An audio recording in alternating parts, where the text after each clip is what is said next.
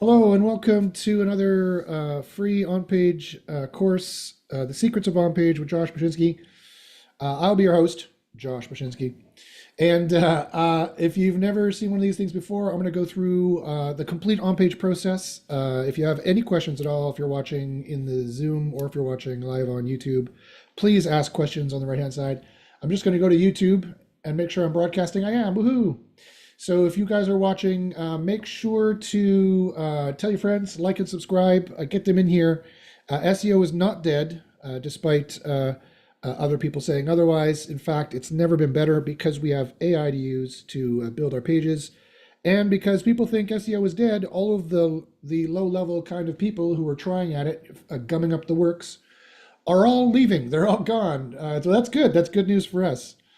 We are the warriors who are left who know how to fight. The rest have decided to go find easier battles. So that's good. That's good for us. So there's $1 billion of SEO money up for grabs. You can more easily cut a carving. You can carve a giant money stake.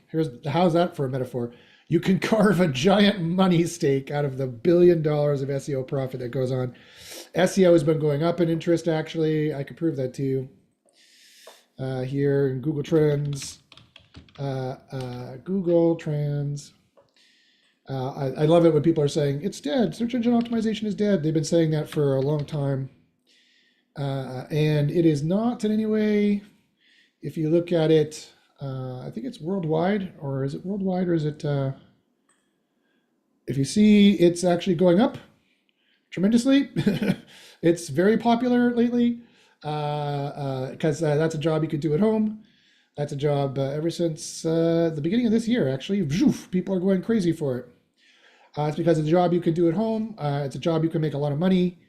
And it's a good way as a business to save money. When you are a business online, you do not want to be paying ad costs if you do not need to, because Google's ad costs are just going to keep going up. And the ad costs of any other search engine are going to go up as well. So let's talk about on-page SEO. Let's get to it. I'm going to do a full course. Again, any questions, by all means, please just slow me down. Just put the question in the chat. And in fact, I'm going to even be semi-professional and put my email address here so you can see it. You can also email me any questions you got. Oh yeah, right. I forgot. I also have, of course, free gifts. I have free gifts. I have coupons. I have gifts. I have giveaways. I've got all kinds of things for those people who listen and keep listening and watching. So keep listening to the end. Keep watching to the end. That's when I'll give away some of the free stuff in your grab bag. Okay. So as I mentioned, I've been doing SEO for longer than this chart. I've been doing SEO for uh, uh, 6 times this number, almost for 30 years. From the late 90s, I've been doing SEO. Around the time when Google came into existence, and when I started, it was just Alta Vista and Yahoo, and then Google came on the scene. This new upstart Google came on the scene, and we're kind of in the same area right now. But Google is still going to be the dominant search engine for the next 10 years, at least, if not 20 years. So you don't have to worry about learning about SEO for Google. And I've been doing SEO for a very long time. And so this is the template I'm going to use to teach the course because it breaks it down very, very well. And most people consider on-page just finding the boosting keywords and then putting them in your page. You know, how do you find the boosting keywords to make your on-page more powerful, your page more powerful? That's all what on-page is about. Finding the boosting keywords, that's what it is, and putting them in the right spots and the right frequencies. That's basically it. There's also some other things that I'm going to cover today that are not included in that, which will add to that. So some more secrets for you. But there's another part of on-page SEO here, and I'm using my free account to do this. There's another part of on-page SEO here, and it is finding the ranking opportunities. Some people don't include this in on-page or SEO, but they should. They need to. And let me tell you why. Again, I've been doing this a very, very long time. And, you know, back in the day in the early 2000s, it was standard practice, right? Before you started any SEO campaign, whether you thought you knew the query space perfectly or not, you would always find the low-hanging fruit, right? You'd always, is what they call it, finding the low-hanging fruit, or you would, that's kind of one way to do it. It's not the right way to do it, not the way I'll show you today. I'll show you a better way today, but that's the general idea, is finding the searches you should be trying to compete with to begin with. Why? Because you can make more money there, because the competition is easier there, and because people are searching it like crazy. And you would even do this for niches, and so this is the keyword discovery portion. You would even do this for niches that you thought you knew very well. You're like, I've been doing kitchen remodeling in Granite Bay forever, Josh. I know exactly what people are typing in. Oh, do you? Do you think you do? Yes, Josh. We should be doing kitchen remodeling, Granite Bay, California. That's what you should optimize for. Don't bother doing the whole keyword research thing. I know. Really? Well, looks to me like actually kitchen reno is what people are searching. And then near me, which is the same thing as putting in Granite Bay, CA. For this particular area, near me, just replace the area you're in. Don't put near me, put Granite Bay. Here's a pro tip. You can do kitchen reno near me, Granite Bay, near me in Granite Bay, California. You can do it that way too. But if you had gone for remodeling, you would have been wrong, right? Remodeling does not show up anywhere here on the top of what actually is going to make you a good amount of money.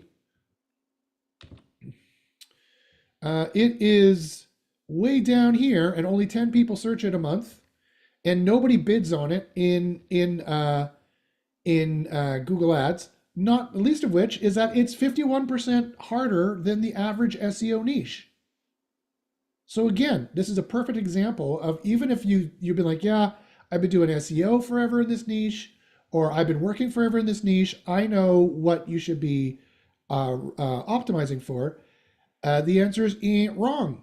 So here's the first pro tip. You need to do keyword research. You need to find the actual keywords that users are typing in, and you need to optimize for them. And the easier it is, and the more people searching it, and if it made any money, sadly, no one's bidding on it right now in AdWords, sadly, but people do.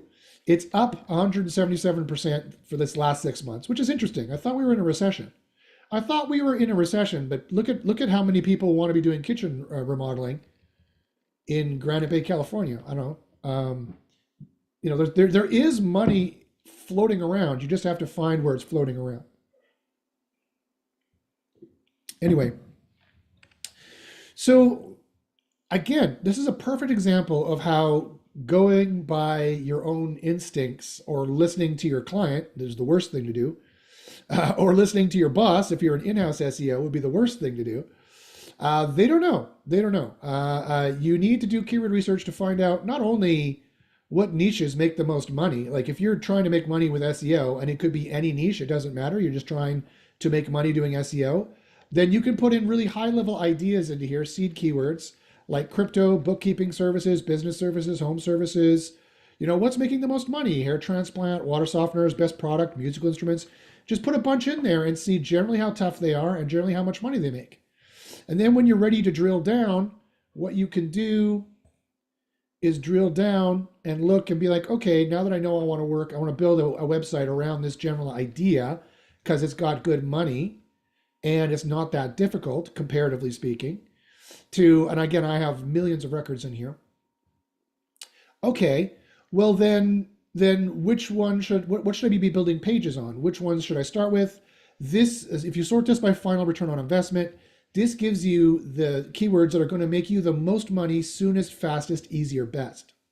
Because that's how you win at SEO. I ask a trick question often. I say, how do you win at SEO? And people are like, ranking number one? Wrong. Ranking number one is not how you win at SEO. It's a trick question. Ranking number one faster than everybody else, easier than everybody else, statistically speaking, across the board of every single page you make, cheaper than everybody else, statistically speaking, across the board for all of your SEO costs, in a way that is repeatable. You can rinse and repeat it very easily. It's not like you have to catch greased lightning, so to speak, and on one page and luck out. reducing the Vegas nature of SEO, reducing the gambling. I'm here to teach you search engine optimization, unlike other areas which are trying to teach you search engine gambling. Sorry, one second. Let me just go here and mute everybody. There we go. Okay. So if you guys want to unmute and ask a question, by all means, go ahead. I heard some background noise there. So that's how you win at SEO. And when I say it out loud, people are like, oh yes, of course. SEO is a business like any other business. And the business that wins is the business that makes the most money, the most profit, right? Not the most revenue, the most profit, right? It has to be more efficient. You have to be able to get into the money stream faster and easier and better than everybody else. That's what you need to do, right? You want to take 2 months or 3 months to start ranking on keywords that make money, or at least have a good chance of making money, because they're up this year. Obviously, people are paying for it, even though there's no people bidding on it. You want to get into the stream of people making money faster than everybody else. And you want to spend less money. Here's a better example. You want to spend less money to do it, right? By doing good on page. How do you spend less money in SEO? By going for easier niches that you don't have to buy more links and buy more off-page signals and do more off-page work. You want to generate content quickly and efficiently and easily, so that within 2 or 3 months, you're ranking for some keywords that actually make money as per this marketing data. And this marketing data is it's a rough ballpark in the money. The keyword difficulty is not a ballpark. This is a complex 15-factor chain of thought ideation AI that analyzes tens of thousands of lines of code of hundreds of competitors to determine who actually knows how to do SEO here and who doesn't.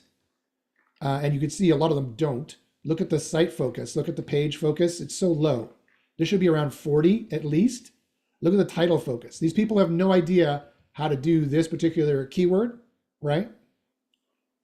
And so it is a little bit easier to do.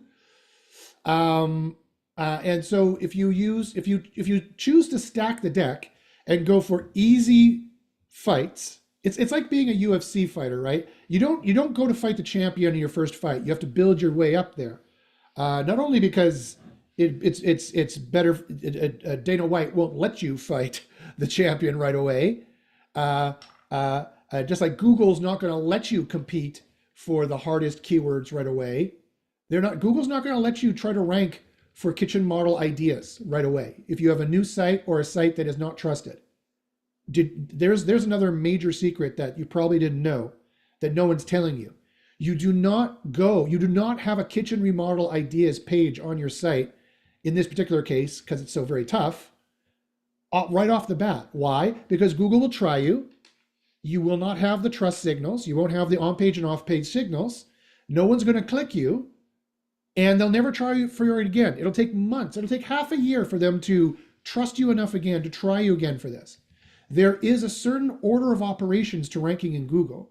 Just like when you're a UFC fighter, Dana White's not going to let you fight the champion right away. Not only that, but you're not going to win that fight, right?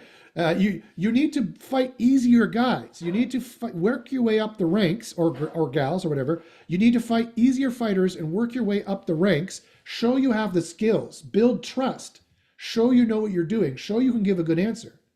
Or to drop the metaphor and go back to SEO, you need to have the signals, the on-page signals that are going to give the best answer for this. So Google will trust you. And they'll trust you again and again and again and again.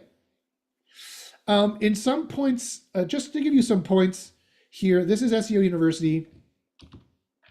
We had a major local seminar taught by Ryan, our local guru, yesterday. It was massively useful, massively important. And I just want to let you know, this course I'm teaching here, by the way, is on all of SEO. People tend to be like, but Josh, you're talking about local. I want information search. It's all the same. The ranking factors are all the same. They're shared across the board. So I'm talking about all kinds of SEO here. Every single kind of SEO should be doing keyword research to start, no matter how much you think you know the niche. If you're not, there's some very important Google factors and very important business factors that my 30 years of experience can help you help you in not failing, right? Again, as I said, you need to build up a certain way, trust with Google on building on easier pages, but you don't want to spend $5,000 a month on links to be able to do that and ranking for very tough stuff. Plus, they wouldn't try a site that was that new anyway. It's the whole sandbox idea. There is a sandbox. They talk about a sandbox in the Google leaked API documentation.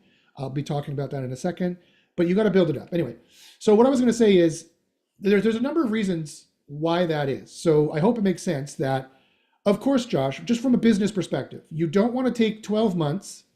And in many cases, you cannot. This will not work. The client won't wait.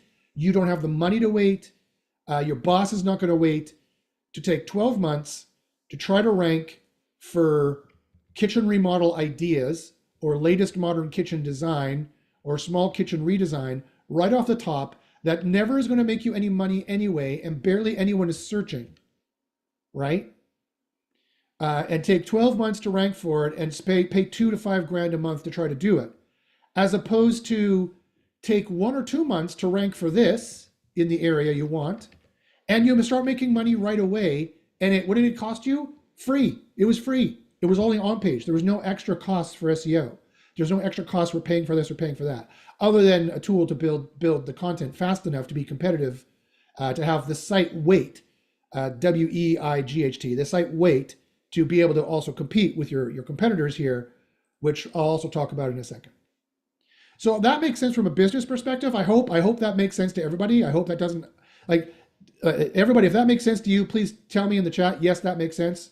That makes perfect sense. Paul says, yes, people don't know what they don't know until they look at the data. He says, yes, that makes sense. Yes, exactly. Justin says, faux show. Exactly. Jesus says, yes, exactly, guys. Perfect. Thank you. I give you all a gold star.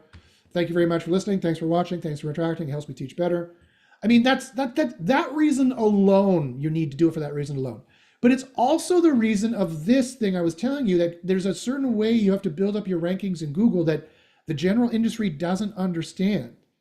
The general industry seems to think from like 15 years ago, because it was true 15 years ago, that I can build all my pages right away. I can go for the harder keywords right away, and I can go for the easy keywords right away, right? And I just have to wait, right? No, wrong. That's not the right way to do it. Not anymore. Not with Google using AI to try to determine how trustworthy and rating your quality through an AI. Google used to have human quality raters. They don't anymore. And we know this from a number of reasons in SEO University. So here's the shameless plug. SEO University is my underground. I just pushed. This is one of my wins. I just put here recently. Actually no, that's not. This is a student's win. SEO University is the think tank that came up with SEO Copilot, that does all the reverse engineering, that does all the scientific testing. Again, as I mentioned, we know ranking factors that we've forgotten more ranking factors that most groups know about, and that's because we take science very, very seriously. And I want to be also frank with you guys. Sometimes people think that I'm being arrogant, I'm bragging when I say things like that. I'm really, really not. It's just a simple fact. I have no easier way to say it. It's just a simple fact. I have autism spectrum disorder, so I'm very forthright. I say things, but also I'm a passionate guy. I wear my heart on my sleeve, and I call it like it is. So I don't mean to insult anybody else. I really, really don't. I don't mean to call anybody else out. I've done enough of that on my channel. Anyone who's followed me for a while knows that. And I'm not afraid to call people out when they're wrong. Like in this case, the entire SEO industry is wrong. They're building their pages the wrong way. If you want to get wins like you see us getting a plethora of these wins, positive ranking results again and again and again, if you want results like this, is completely SEO Copilot, a completely SEO Copilot project. If you want to see wins like this, if you want to take your Search Console from dots and dashes to a solid, consistent orange line of rankings with this dark blue line of the impressions going up and the light blue of clicks going up with it, you need to build from the easiest and move up, generally speaking. And how do we know this? Well, here's the proof that we know this as well, showing that we could do it. But there's a number of Google leaks that have come out that I want to just leak right to you. I'm just going to tell you these are public leaks that have come out. Here's one leak that supposedly came out in Search Norwich. And it's this one here. And this is the particular reason why.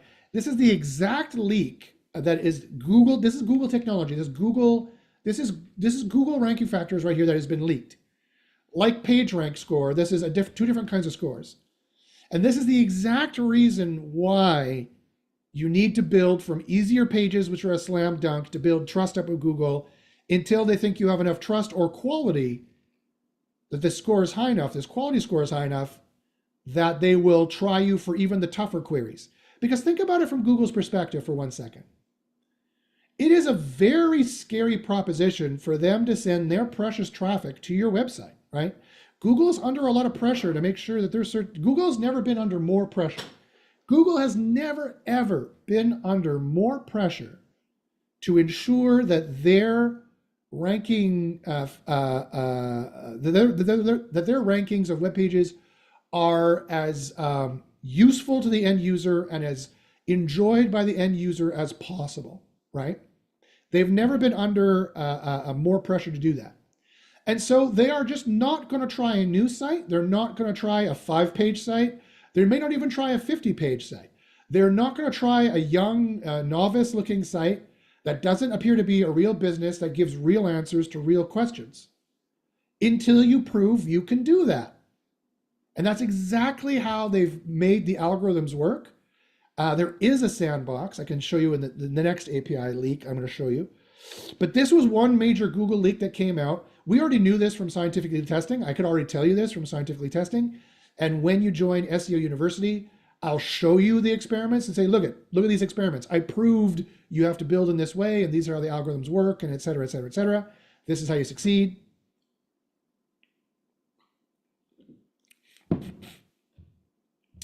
And our group is very successful.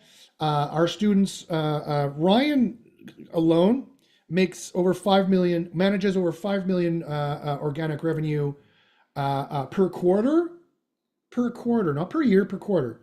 Per year, it's multiplied times 4. Our group manages probably about $40 million organic revenue. That's how high level our SEOs are per year. That's how high level our SEOs are. That's how successful we are. That's how much we know what we're doing. We are the wizards. When we walk into a boardroom or a meeting, we start talking about SEO, people go quiet and they're like, wow, you're a wizard. How do you know this stuff? That's because we are the premier SEO group online. I've got a huge discount for you to join if you want to try it out and just for on an introductory basis. But wait to the end for that. Anyway, end sales pitch. And here's another reason why, or a piece of evidence to show you this, is that this was a leak, actually leaked from Google, and we know how this works. Click age probability and site quality. The reason why, and the main ranking factor in Google is these ranking factors here. And to say the same thing another way, the main ranking factors in Google are on-page and on-site factors, because now they have, it makes perfect sense, because now instead of having to rely on a tertiary third-party crappy signal of quality, like social media mentions or backlinks, which can always be gamed and were never a direct indication of quality anyway, now they have they fired all their human quality raters. Look it up. They've fired the vast majority of them, if not all of them. And they have an AI rating quality. It was called the Helpful Content Update. They have an AI rating, just like ChatGPT, an AI just like ChatGPT that will rate a page and say, yes, this is a quality page. It answers the question well. It does these things, blah, blah, blah, blah, blah, blah, blah. And they have two AIs. They have one AI, or a set of AIs actually, that work under the rubric of called RankBrain. Has anyone heard RankBrain before? RankBrain is their major ranking algorithm, their major ranking AI. And it's actually a superorganism, if you will. It's a cluster of many AIs that create a score. And the score is called click age probability. And it's a score out of 100, 0.01 to 0.99, just like PageRank is, actually 0.01 to 0.99. And if you have enough pages, this is a page score, and it's the probability that the age of the clicks you get will be long. They'll be long clicks, right? Google uses a long click, short click analogy. And also, here's another pro secret leak. In case you didn't know, I can confirm 100% that traffic is a ranking factor for Google. Conversions are a ranking factor for Google. Traffic is a ranking factor for Google. User behavior on your site is a ranking factor for Google.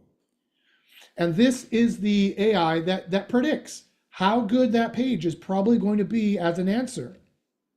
So this is the reason, again, why you need to start at the easiest ones that make you the most money, so that you're satisfying the two requirements. You're satisfying the business requirement of being more efficient than all of your competitors, even competitors that have more pages than you right now, more links than you right now, and are already building content right now and started accruing those signals years ago. You need to be so efficient you can beat someone in a race when they started jogging it 5 years ago. And you can, and you will. When you use SEO Copilot, when you join SEO University, you will be able to beat these people. You will win at SEO when you join these things. But not only is the business requirement, that's just the way that Google has made their algorithms, because that's the natural life cycle, right? They're not, you guys know this very well, and everyone knows this. They call it the sandbox. There is no direct sandbox for this. The sandbox is something different. But there is, by de facto, kind of a standard, a sandbox, and it's this. That is the difference, it's the variance between click age probability. How likely is it that your page seems to be quality, seems to be helpful, seems to be trustworthy, and you seem to have the EAT, you seem to have the experience, expertise, authority, and therefore trustworthiness. You're talking about the topic in a way that experts would talk about it. That's from the mountaintop algorithm. That's what Bill Slawski called it. God rest his soul. And so they make a prediction. And so this is a direct leak from Google. I'm not making this up. They make a prediction. I'm assuming it's RankBrain that does this, but they're making a prediction of, they give each page a score. And if your score is better than other people's scores, that's where you see kind of the round robin. Let me show you the latest example here. Let me go to Search Console. So this is a real live example. Nothing's made up. These people are doing SEO Copilot, by the way. Here's another local customer of mine who I just added a bunch of pages. That was SEO Copilot, by the way, and SEO University, of course. But mostly SEO Copilot. I haven't really even done any other kind of off-page or on-site signal other than just building pages for them and doing good keyword research to go for the right keywords to begin with, which you have to do at the beginning of every single the start of every project. Here is another one as well who's been climbing and growing. They got, in 3 months, they had 25,000 clicks and 662 impressions.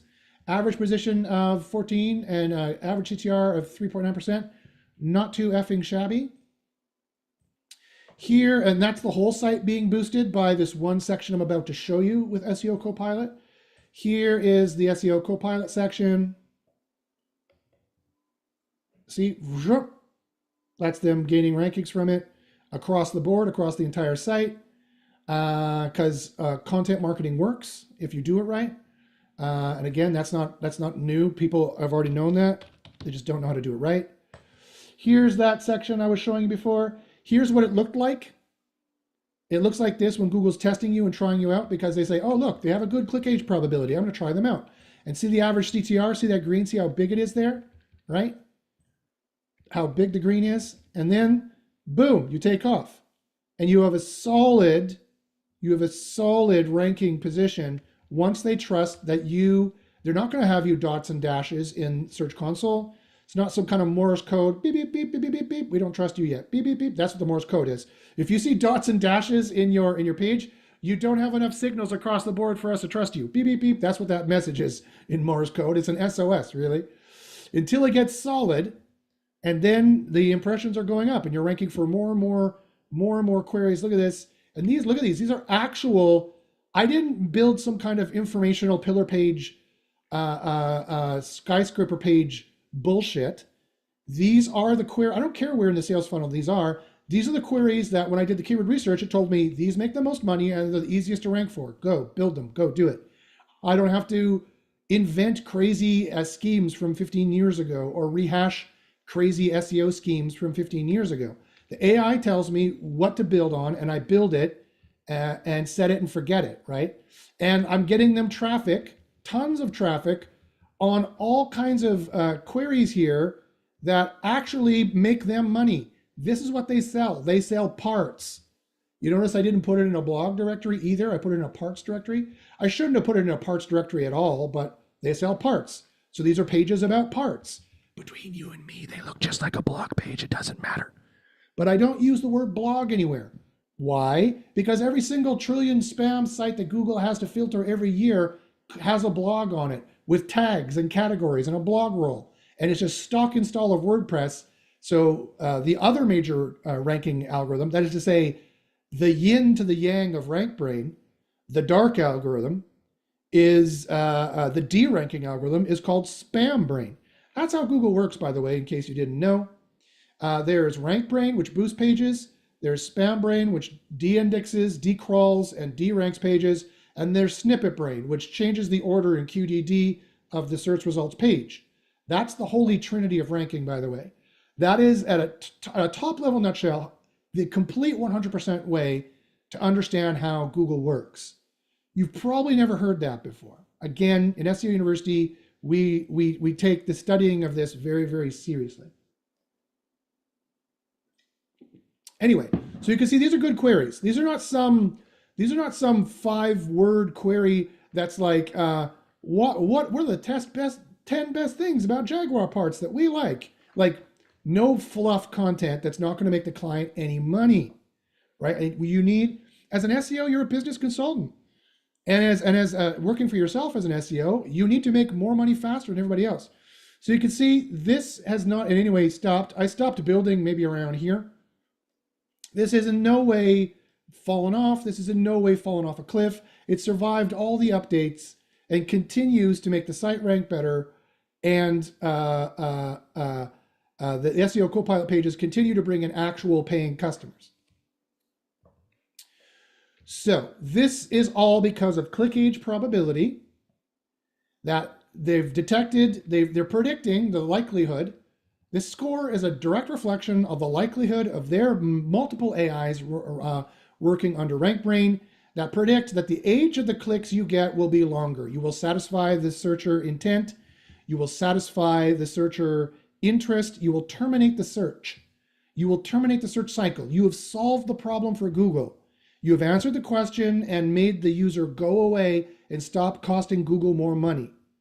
Good, check mark. They will reward you for that if you do it enough across enough pages, because the click age probability score adds up to your site quality score, an entire site quality score. Click age probability is your quality score per page. Site quality, which used to be called Panda. Anyone remember that name? That's what it's evolved from.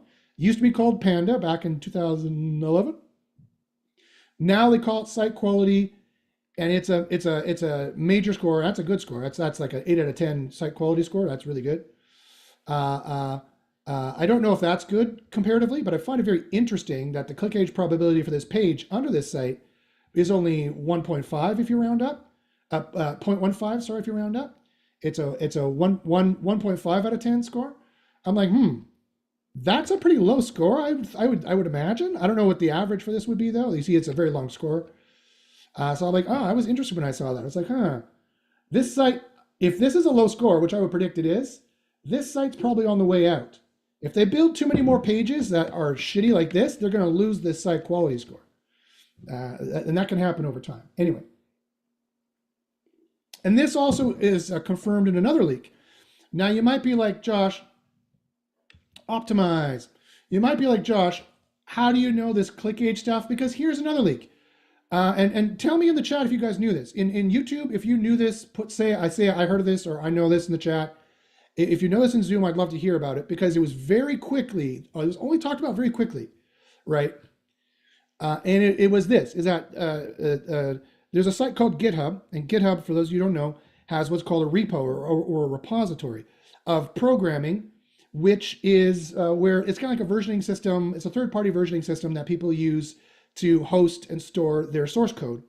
And you can give tiered access with version control to different programmers, et cetera, et cetera. So Google, or Alphabet's actually, Google's parent company, Alphabet's GitHub,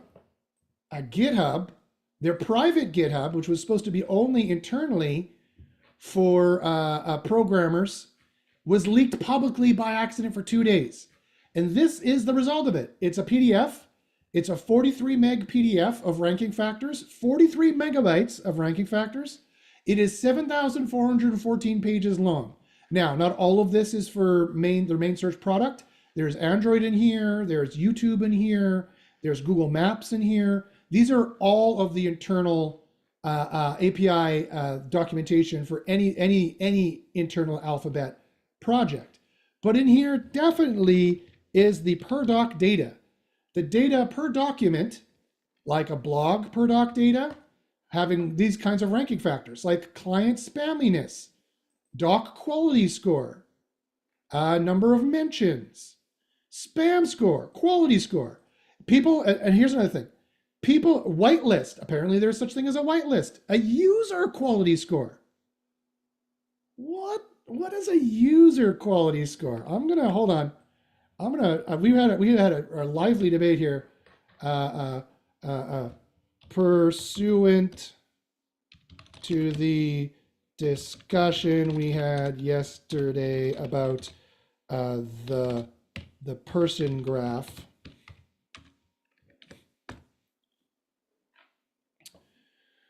So that will be very interesting. We know there's a knowledge graph. We're thinking about other graphs that Google might have. Anyway, so that is a good place. Image ranking, image repository, indexing, Ocean, which is maps, per doc data here. This is the main model here for their content warehouse. This is their main informational per doc, all the ranking factors right here. Here they all are, completely leaked. They don't fully explain what they all are, but here they are completely leaked. And for those of you out there who are like, Google doesn't have any spam ranking factors, bullshit.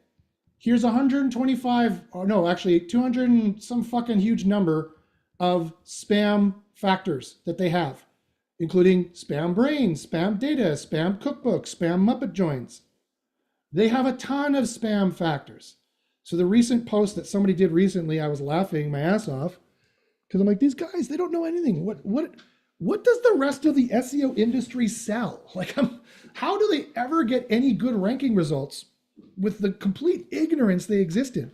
I don't get it. But then people come to me and say, yeah, Josh, I wasn't ranking. I was losing everything for 2 years. I get this email daily.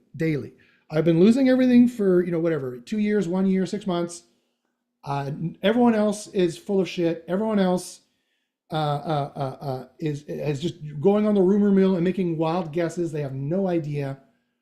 You say you use science to test this. Prove it to me. And I say, yeah, here it is. And they go, oh shit, I've never seen this. This is amazing. This has blown my mind.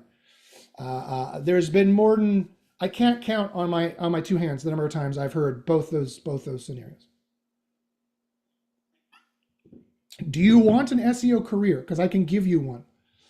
Be careful what you wish for. I can give you an SEO career. I can make you successful in SEO. Be careful what you wish for.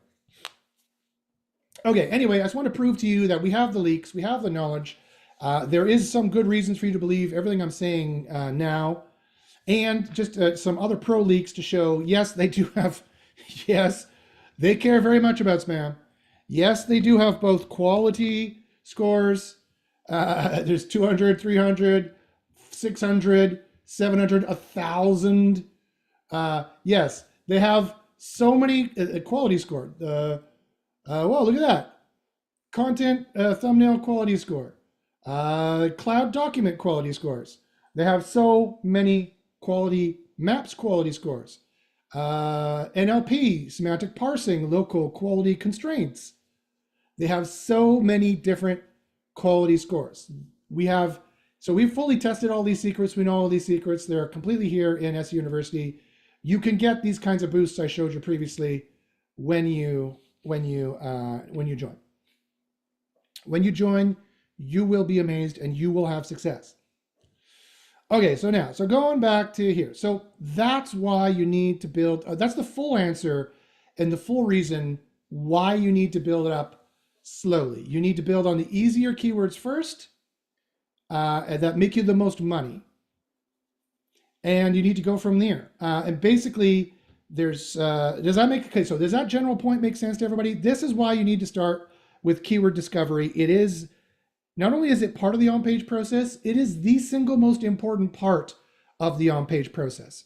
You should not build any keywords unless you know it's going to make that client a ton of money, and it wasn't a mistake to try to build it because you just thought people were typing in kitchen remodel design, and you didn't realize that nope, the trends have changed, and now they're typing in kitchen reno or kitchen remodels, actually, not remodeling, not kitchen contractors.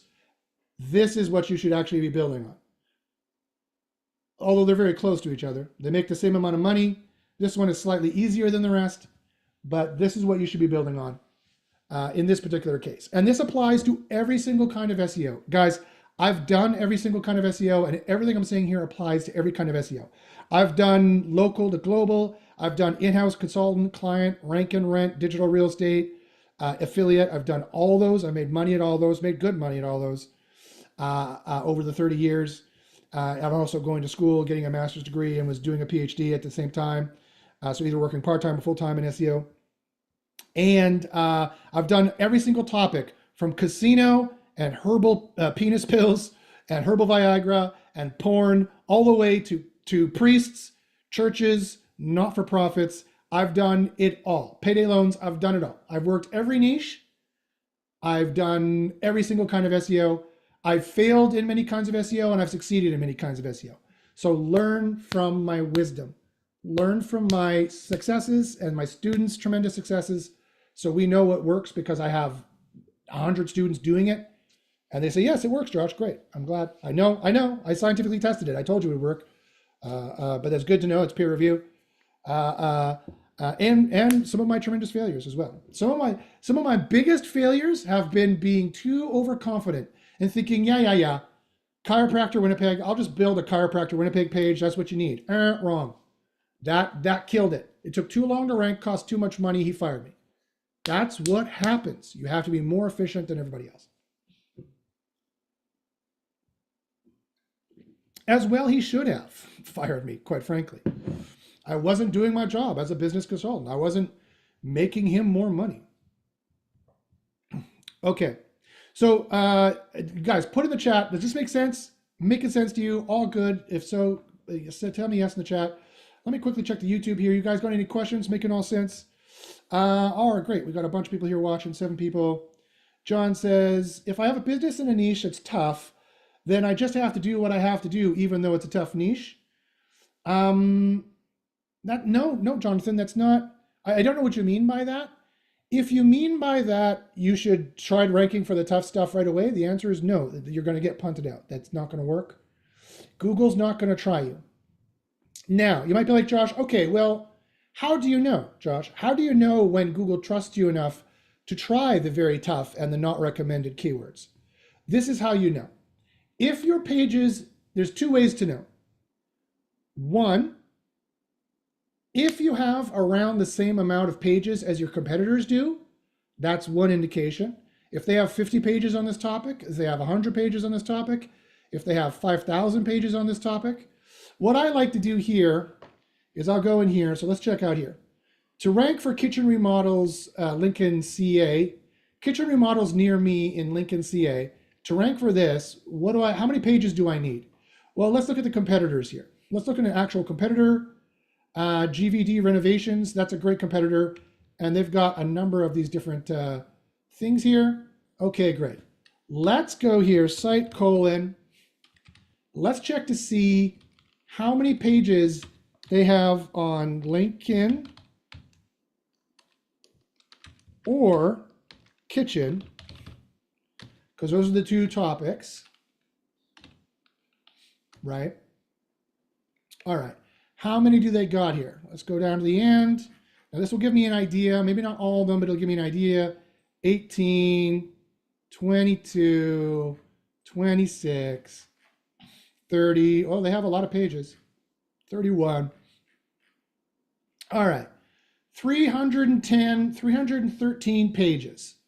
In order to compete with these guys on the topic of Lincoln and or kitchen, I would need probably around 300 pages then of my giant cluster on my site, making me comparative to these guys, or I need to start approaching that amount anyway.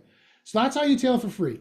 You go in here, you check your competitor, you go into SEO Copilot, you check your competitor, you pick one that seems to be comparable to you, and that's just one of them. You could check a bunch of different ones here.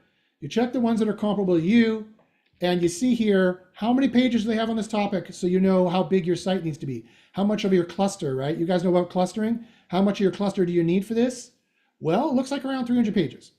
So once you get around that amount, another thing should happen in that you start ranking. You're ranking all over the place for kitchen remodeling or Lincoln CA remodeling queries. And now you want to branch into kitchen, or you're ranking for kitchen queries. Now you want to branch into Lincoln, California, whatever it is. This could be one keyword as well. I could have just done kitchen remodeling as well. That'd have been fine. But there's two entities stuck together in this query. It's kitchen remodels and Lincoln, California. In this particular case, if it was just Josh's Dogecoin, then it would be, Josh's cryptosite.com Dogecoin or Josh's Dogecoin. You just search that one thing and see how much they talk about it.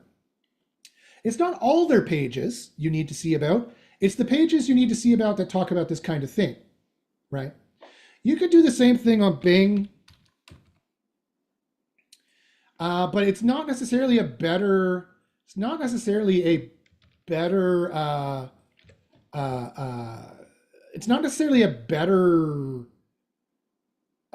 idea. How do you do a site colon in Bing? Just check a site only in Bing. How do you do that, Bing? Fucking search operator. Search operator to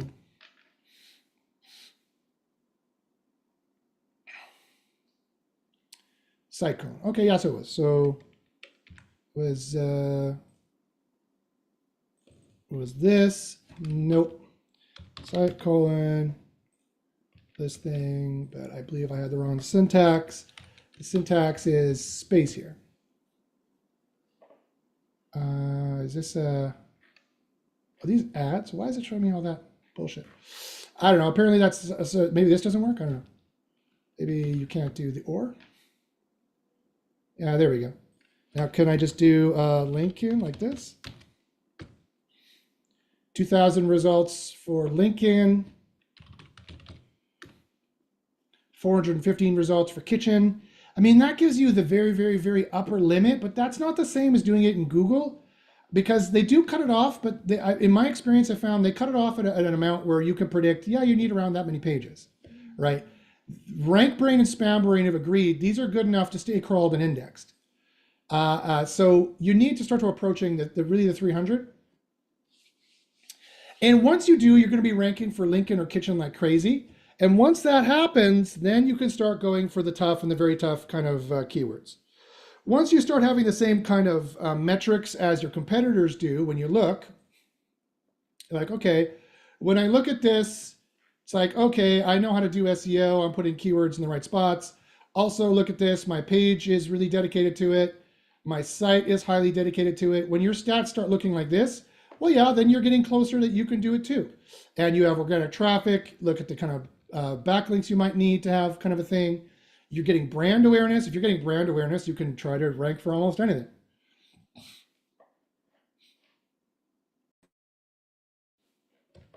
So that's how you know how many pages you need to build. And that's how you know when you're ready to start going for the tougher queries. So the answer is you want to go for the queries that make you the most money, that are easiest. If that you get by sorting by final return on investment and it's still easy enough for you to do, great.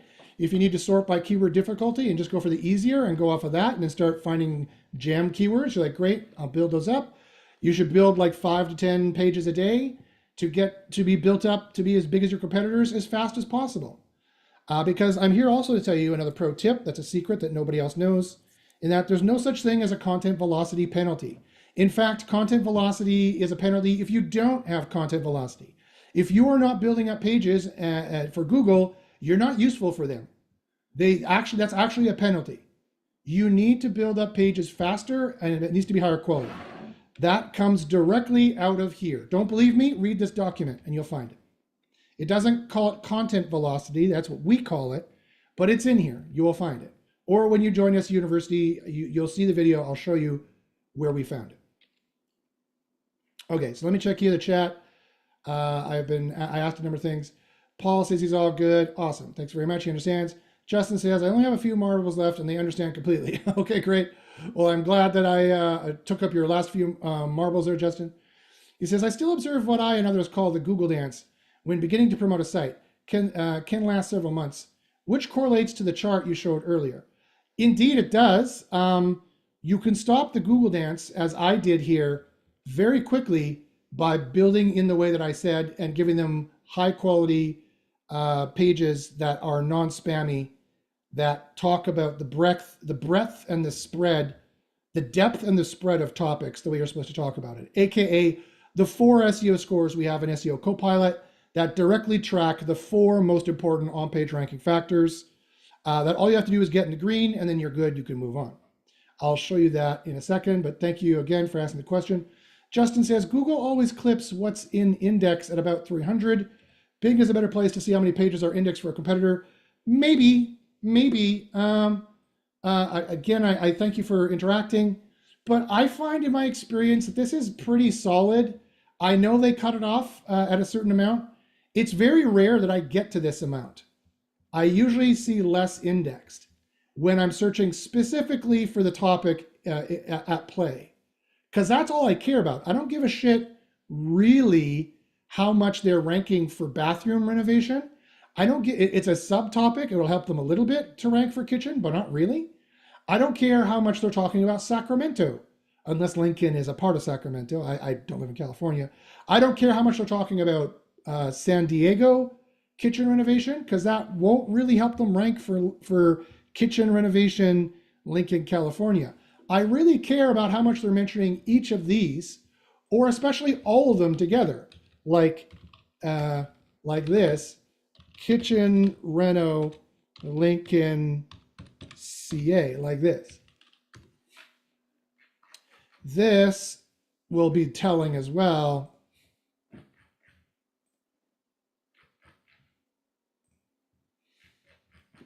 Go down to the end.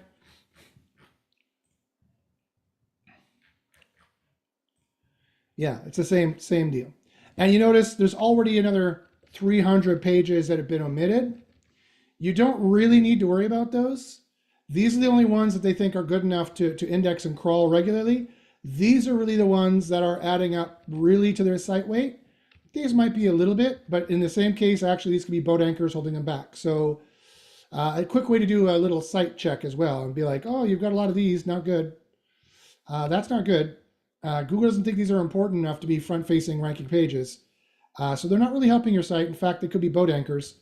The more you have click age probability that's a low score, the worse your site quality is going to get, and the faster it's going to get there. So awesome. Thanks, guys. Thanks for listening. Thanks. I give you gold stars. Thanks for listening. Thanks for interacting. Let me check. Also, I know I had a couple of questions here on the tube views. So Justin, Jonathan, I hope I answered that question for you. It's not what you got to do is what you got to do.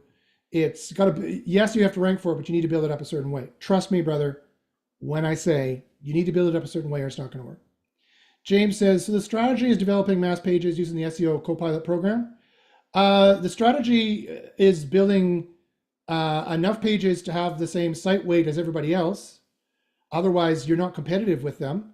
If you don't have the site weight, building up content is the cheapest, easiest, pound for pound, most powerful way to get SEO signals. You are free to go buy $5,000 newspaper links if you want and do SEO the suboptimal way and probably lose, but it's obviously something you don't want to do. And do you have to use the SEO Copilot program? No, you don't have to. You could build this content any way you want, but SEO Copilot is the best way to do it. There's a reason why we use it, not because I made it and I'm selling it, because it is the best program out there. My SEO University, we used to use Cora in the very beginning. We moved away from that because we found that it wasn't good enough for our purposes. They've used other stuff. They've used Surfer. They've used this. They've used that. But we found that none of the rest are any good. And so we had to build our own application to do it. And that the result of that was SEO Copilot. And so, yes, it is the cheapest, easiest way to get the right keyword research, to get the right on-page factors that you don't even need to worry about. The AI does all of this for you. You save 99% of your time and money, roughly, and then generate the content automagically in a rate of high quality faster than you could ever do, writing as an expert in all these niches. Are you an expert in kitchen remodeling? Have you been doing it for 30 years? No, then Google's not going to rank you, right? So you can write with the expertise of the AI, but plus it also has all of the on-page factors on it you need.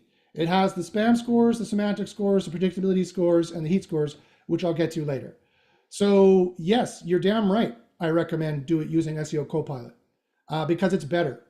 That's just the way that it is. Anyone who says otherwise really doesn't know what they're talking about. I'm not saying you know otherwise. I'm not saying that's what you're saying. I'm just saying, yeah, I proudly support it because it's good. I don't attach my name to shit. I don't attach my name to anything that isn't good. You can Google me. There's not a lot of complaints about me up there. You'll find one guy complaining, and he's an ex-student who we had a disagreement. That's about it. After 30 years of doing this, you'll find other people who are like, Josh is an asshole, but that's because I've been calling them out. I've been calling out the white hats and the people who don't know what they're talking about for 30 years. You'll find them too. But. Okay. And then James asks, a lot of those keywords seemed very closely related to one another. How do you fight against keyword cannibalization? I fight against keyword cannibalization by knowing that it's not a thing. Keyword cannibalization is not a thing anymore. Here's another pro tip. Keyword cannibalization definitely used to be a thing, for sure. It used to be important. You used to worry about it. Not anymore. Google's AI is very good and uses advanced levels of the people graph and advanced levels of personalization to know what that user is looking for. And it will share these pages up. If you find in Search Console, let me show you a Search Console here. If you find in Search Console that you're getting a lot of competition here for this query, if you find that, okay, these two pages are competing for it and this is getting 80 clicks and this is getting 80 clicks, then maybe you might want to do something about it. But if it looks like this, you don't have to worry about it. If it looks like this is fine. Google's just selecting the different pages that they want to rank. So that's all perfectly fine. So I got good news for you, my friend. You don't need to worry about it. There's no such thing as keyword cannibalization. Google does a very good job at determining what should be ranking for what. So thank you for listening. Thanks for asking your questions. I give you I don't know, where are the smiley emojis on this thing? This has got weird emojis I don't recognize. I don't know. Okay. Thanks for listening. Thanks for interacting. It helps me teach better. If you have any more questions, by all means, please put them in the chat and I'd be happy to answer. Okay. So that's the most important thing. If there is nothing else you get from this on-page tutorial, it is this. You need to start with keyword competitive research. You need to make sure you're building for the cheapest niches that are the easiest to rank for, that will also make you the most money, sooner, faster, easier, in a way you can repeat and get to. You need to be building on your on-page signals, because the better your on-page signals, the less you need to buy off-page signals. The better your site weight, your site size, and your on-page and on-site signals, the better you're going to rank, because pound for pound, they have the most ranking factor. The pound for pound, in terms of process, they are the lion's share of where the ranking factors exist. It's all on-page and on-site now from a process perspective. The truth is that traffic, actually, a certain kind of traffic, is the biggest ranking factor. It'll take you from like spot 10 to 1, like that. if you do it right, which when you join SEO University, you will learn. But it's expensive and difficult to manipulate. Definitely difficult to manipulate at scale. You can do it for one keyword here or there.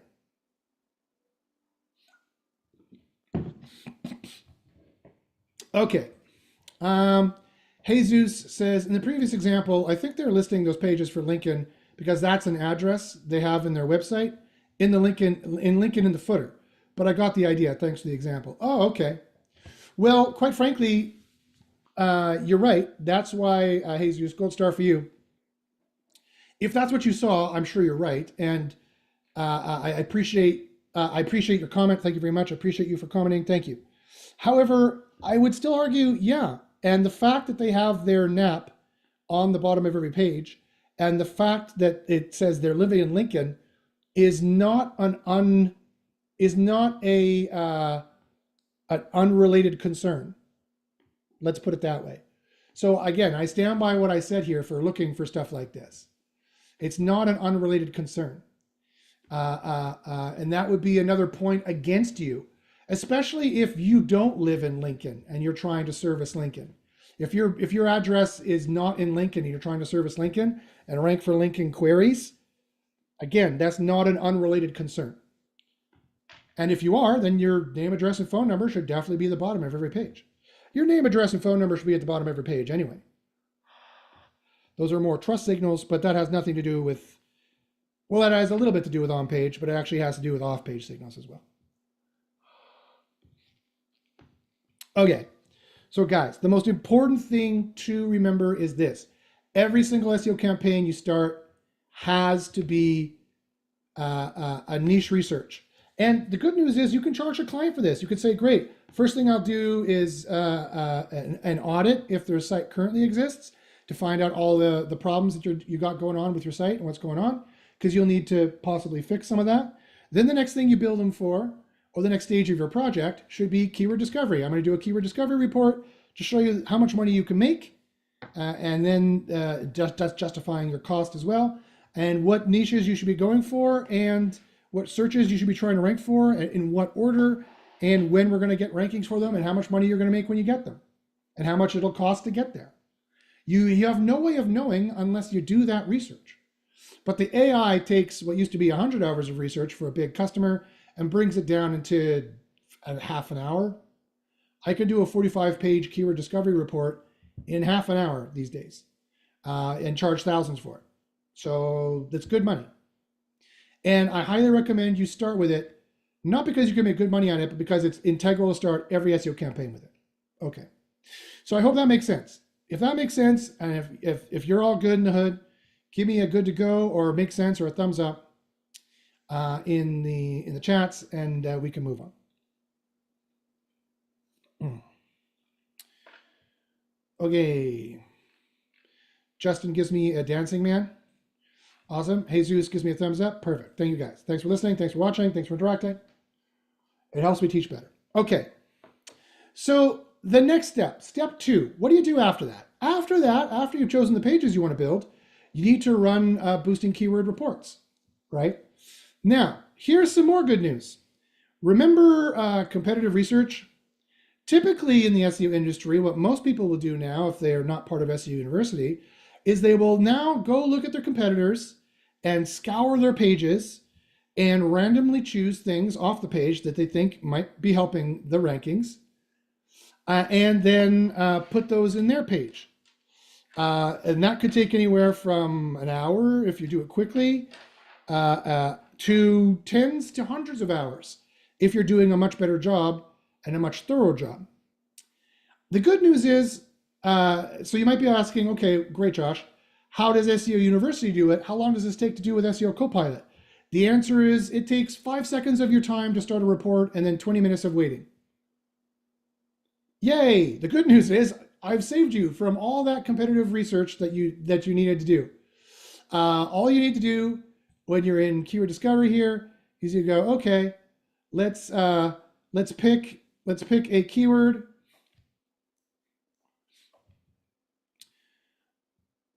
We'll pick a keyword here. What's a good one? Let's go. System is waiting. All you have to do is when you're going through the keywords is you pick one, you click it, and you click boosting, add boosting keyword, or you can go to Keyword Spy and click it there. So let me show you. You go boom here, you go find boosting keyword, you type in the location if it's local, and you say go, and it will then go boink and tell you we're running the report. And so you can see it under reports when it's done. Also, you can go here to Keyword Spy, you can type it in, you can choose location and say go. You can also get free rank tracking and on-page score for the current page in Keyword Spy under reports. You can have rank tracking as well. So it'll run the reports and it'll tell you when it is done.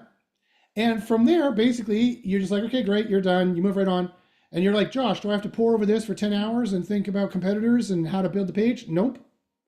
The AI does all that analysis for you. All you have to do is move over and then start either writing the article by hand if you want to do it really, really slowly and inefficiently and in a way that is putting you at a huge disadvantage. Or you generate an article with the AI, which using our not single AI, it's a chain of thought ideation. It's a complex set of AI agents that work in conjunction to write the most comprehensive, the most SEO useful articles that exist in any tool out there. We are years ahead of everybody else trying to do this, which I'm very, very proud to say. However, that being said, so steps wise, you spend 5-10 minutes here finding keywords that make sense, run the report. You spend the other 20 minutes here tweaking the output to make sure that it is all in the green, which I'll show you how to do at the end, because that's usually the biggest thing people want to ask about is this, and then how to get the scores in the green.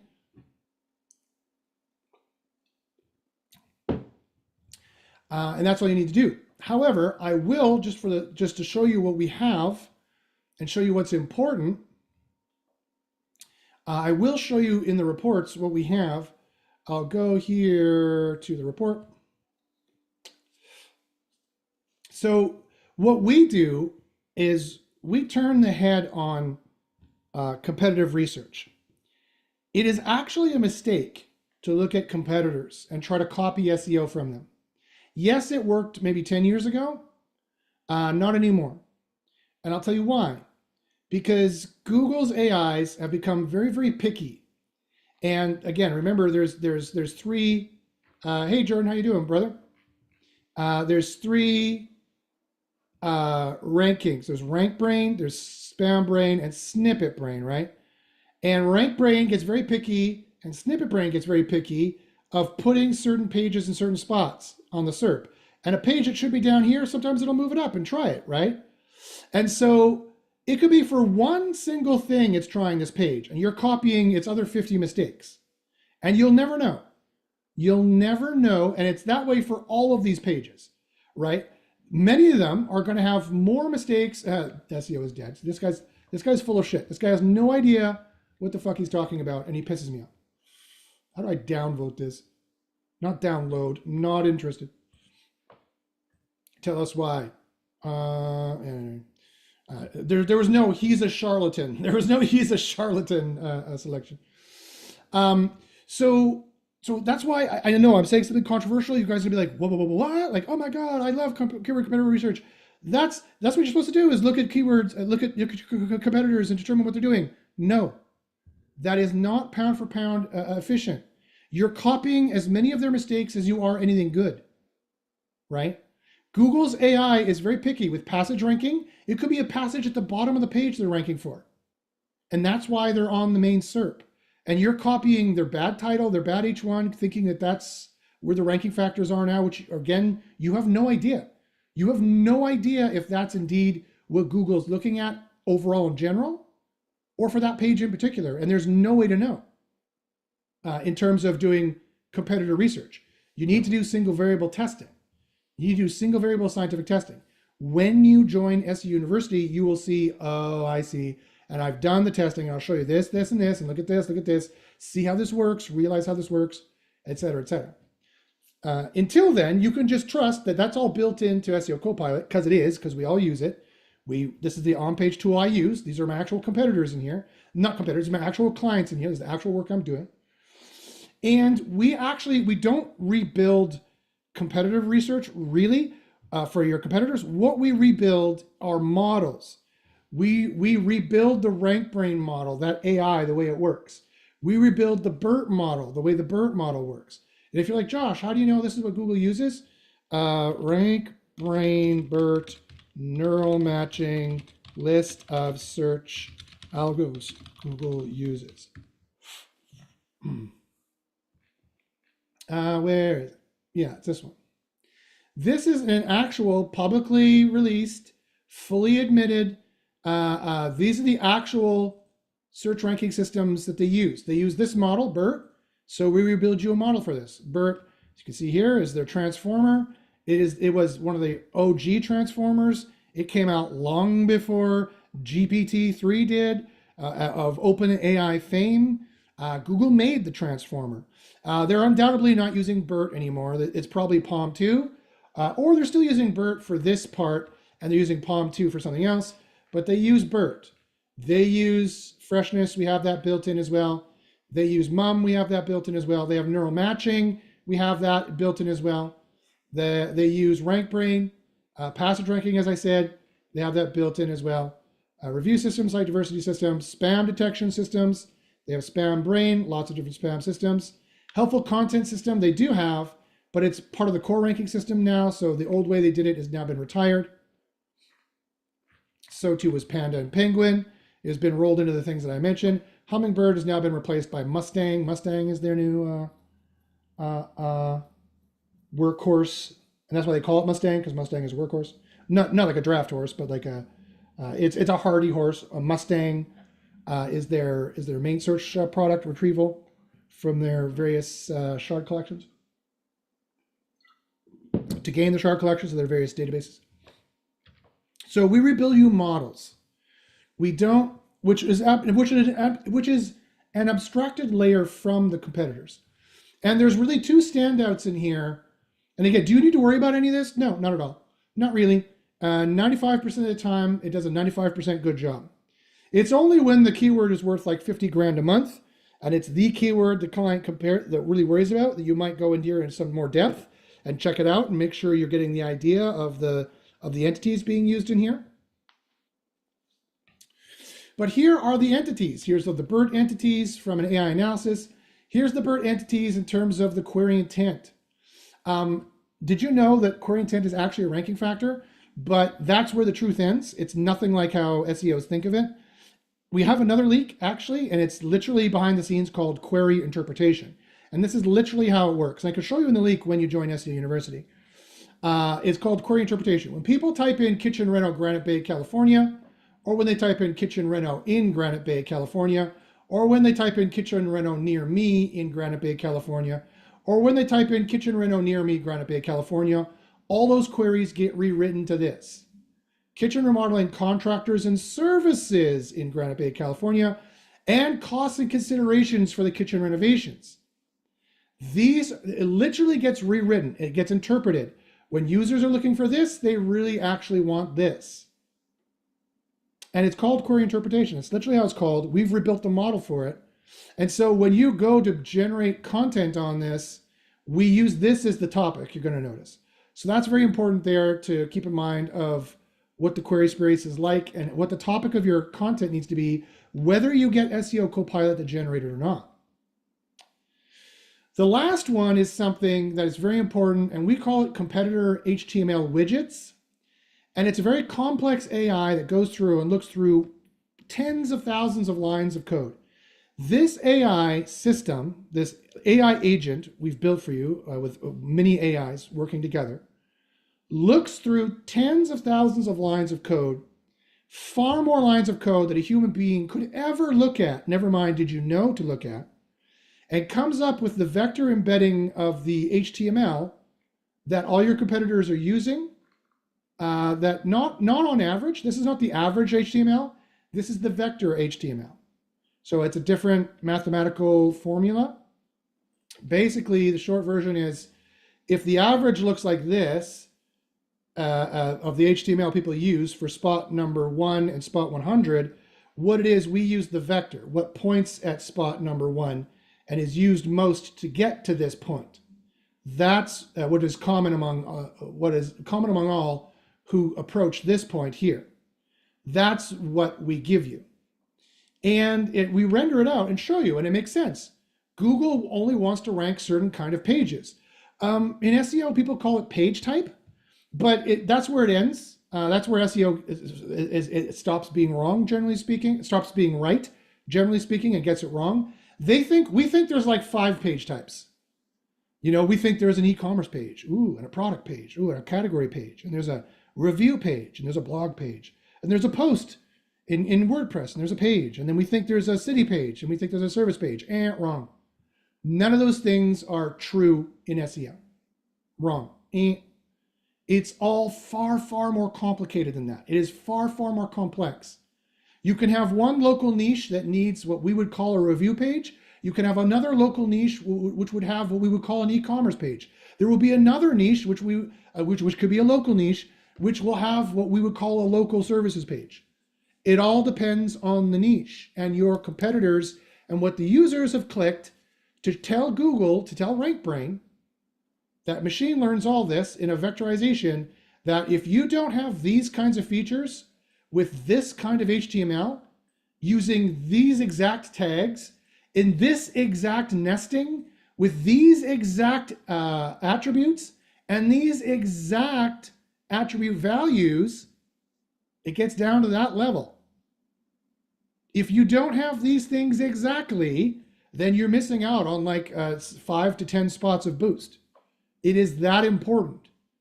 And the statistics to which you approach this, which produces this, that is being used by your competitor, by your customers, is the degree to which you're not missing out on those 10 spots. If you're 50% like them, well, then you're only missing out on 5 spots of boost, which you could make up with other signals, possibly.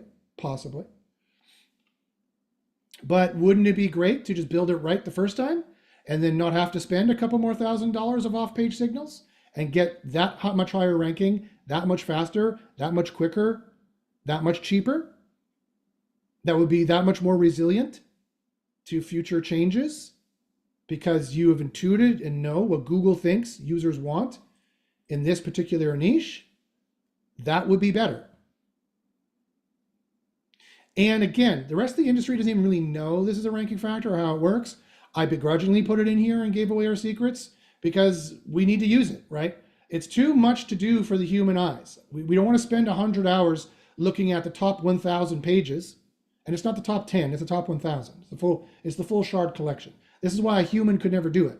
You cannot eyeball this. Here's another pro tip that is really going to piss some people off, but it's true, sorry. Again, as I said, I'm a passionate guy. I call it like it is. I have 0 time to give you 0 lies. So you have 100% success. I'll say that again. I have 0 time to give you 0 lies so you maximize your success. And here's one thing that'll help you maximize it. You are not good enough to eyeball it. It doesn't work that way anymore. Statistically, you will be beaten. That age is over. It's done. It's over. If you're scoffing, you're like, oh, Josh, I do it. Not for long. Not for long. And I bet you, statistically, you do it for a really big client who would probably rank anyway. And I bet you, you have had some pages lost and some are dancing. And you're like, oh, whatever, they don't count. And those are warning signs, my friend. If pages start dancing, those are warning signs. So I'm not saying this alone would fix it, but I'm saying the whole SEO philosophy of eyeballing it and shooting from the hip, those cowboy days are over, right? They are over. And if that's what Neil Patel was talking about in his video, well, then he's 100% correct. And then I retract my charlatan statement. If that's what he's saying, I don't have the fucking time to watch that dickwad. But if that's charlatan and all the other charlatans, if that's so, I might be talking out of turn. Heaven forbid I'm talking out of turn. But if that's what he's saying, then he's totally right. He's totally right. You cannot just eyeball it, right? You need This is the age of the Terminator. You need your own Terminator working for you. You need to be that Terminator 2, probably one of the best movies ever made, action movies anyway. You need to be the little John Connor who has his own Terminator and who's going to go beat up Google for you. Because otherwise, Google's Terminator is going to throw you around like you're a rag doll. And it's not going to be fun. It's not going to be fun. So, do you need to worry about any of this? No. When you go to the article generator, and you say generate article, you notice the topic is already here. This is the one that we pulled from BERT, from the BERT entities. And BERT entities can be both words and phrases, by the way. Rank brain entities are words. Not every AI has the same kind of entities. The entity structure is different for different AI models, and not every AI model is created the same. You'll notice we don't have anything. Well, actually, I'm not gonna slag people off. Never mind. I'm gonna keep going. Sorry. So I get angry. The SEO industry makes me angry because everyone's doing it wrong and people are losing their shirts. And I get the emails. I get the emails of people begging me to help them weekly. Josh, my business is failing. I don't know what I'm doing. And you're like, Josh, didn't you say you got those emails daily? I said I got people failing emails daily, and I do in their SEO. Not all of them have waited so long that their business is already failing. I get those only weekly or monthly, luckily, although more now, sadly. And so I get to see the results. And so that's why maybe I'm pissed off. Those big white hats who charge 10 grand for an audit, which is redonkulous. Those big white hats, I guess they don't get enough emails of people failing because they're working for Coca-Cola. And so yeah, they can get by being charlatans and having hardly any knowledge of how SEO works because they don't work in the trenches like I do. But anyway, although I have serviced big clients like that as well. So anyway, we take the topic, we take the query interpretation that you need the topic to be put here. You can overwrite it if you want. You can write whatever you want. You could also say, make sure you give more expert tips in a table. We can add in here whatever you like. And then if you leave this sentence, if you keep this text, we will use the page type that we detected and try to fill in that structure that we detected in the HTML as best as we can. As best as that structure serves whatever's typed in here or whatever gets put in here. Or you can copy and paste any HTML in here you want. Or you can just give page type instructions. Be like, oh, I want this to be a review page. I want this to say this and do that. And I want you to write this in the first person, third person. You can change it however you want. People are like, Josh, it doesn't write a good sales page. I want it to write like this. Okay, well, that's you. Everyone else wants it to be something different. Change the recommendations in here and it will change how it writes. Another way you can make sure it uses the stuff you want is using a custom knowledge base. What's a custom knowledge base? A custom knowledge base is a whatever.txt file that has clear and comprehensive instructions of a writing guide. Basically, it's the exact same kind of writing guide you would give to someone writing it over an Upwork, except the page you get out of Upwork is going to be way less quality, way worse for SEO. It's going to cost you way more and will take way longer to produce. The AI has them beat. Upwork is done. And if people on Upwork are smart, they're using AI to do it. It's the age of AI, right? And so the sooner you get with that program, the sooner you're going to realize that you're winning and everyone else is losing. And if you have a specific product you want to sell, like I did here, Ultra Pet TM, you put it in there. So I made this whole thing, like the way this renders, it looks like this is one file, is another file. It's not. This is one file. But this is how it works. I said, use this author profile, and I gave it a fake author profile. And I said, use this, write about this product. It was for CBD oil for cats. It wasn't for Ultra Pet oil. The EMQ I was building was CBD oil for cats, costs and considerations, side effects. And so I said, write about this product. And I gave the price, the stars, points to cover. I gave it real testimonials with real ratings to use, and it does. And if you give it a link to Yelp, that would probably be a good idea. Of using real reviews, which also would be probably a good idea. And repeating them in full and linking to them would probably be a good idea. That would be a good idea to do. Also, I should let you know now, as I'm thinking about it, I don't know if the FTC still exists in this age. Maybe they do, maybe they don't. And I'm not a lawyer, can't give legal advice, not to be construed as legal advice. And ultimately, everyone who uses SEO Copilot you bear the final responsibility of what pages you post to your website. That's your copyright, your content, and therefore your responsibility. However, it is illegal. The FTC recently made it illegal to put AI generated testimonials and AI generated fake testimonials and AI generated ratings. So whatever testimonials you have on your site, they have to be real. And apparently if they're not, that's apparently illegal in the United States.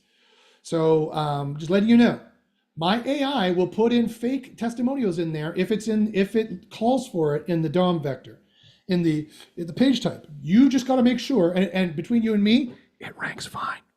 In fact, it boosts. Google doesn't know. They're like, great, a testimonial, positive, woohoo. Never heard of this person before. Never heard of this review before, but great. But I would recommend it would rank better, longer, and it would be more legal and more viable and good and better for your sales and everything if you use real testimonials as a reminder. And then you could do the URL title, a meta description, and all that, and you can go. And then it will finally, eventually, inevitably, it will generate an article.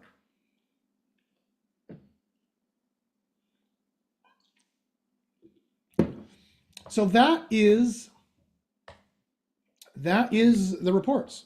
You click it for it to run, it runs, it's done, and then you're like, okay, great. Once it's done, you click the AI article. You see this one is the average cost of kitchen renovations and factors influencing pricing and budget for kitchen remodels and cost breakdowns. Kitchen rental price. Makes sense. I'm going to use a custom knowledge base because this is going to be for an actual client. I'm going to use their custom knowledge base here. I'll say, give me URL, title, and meta description too, please, and say go. Done. Now you go get a beer. Now you go play video games. You go talk to the secretary, whatever you want to do. And you come back in 20 minutes or so. Sometimes it can take a lot less, 5 minutes. And you can then, at that time, check to make sure that it has all of the scores that you want to have.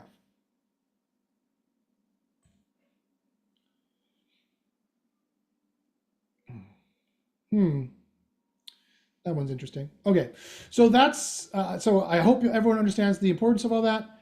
Does anyone have any questions about that? Any questions at all? Everyone cool about that? If you have any questions at all, please let me know, ask. Let me check the tube views here. Let me check the tube views here.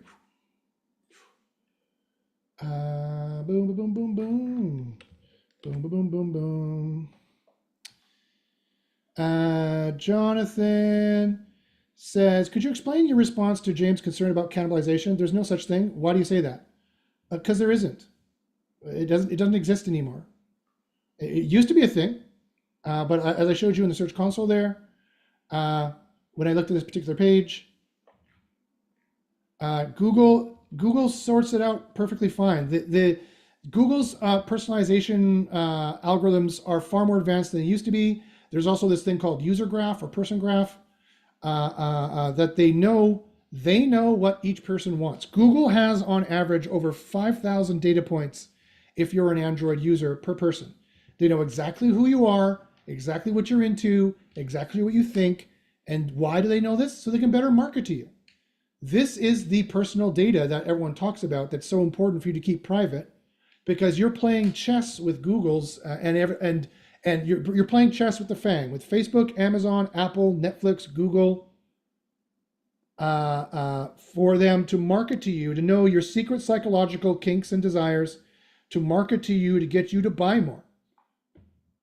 And they also use it in ranking, by the way.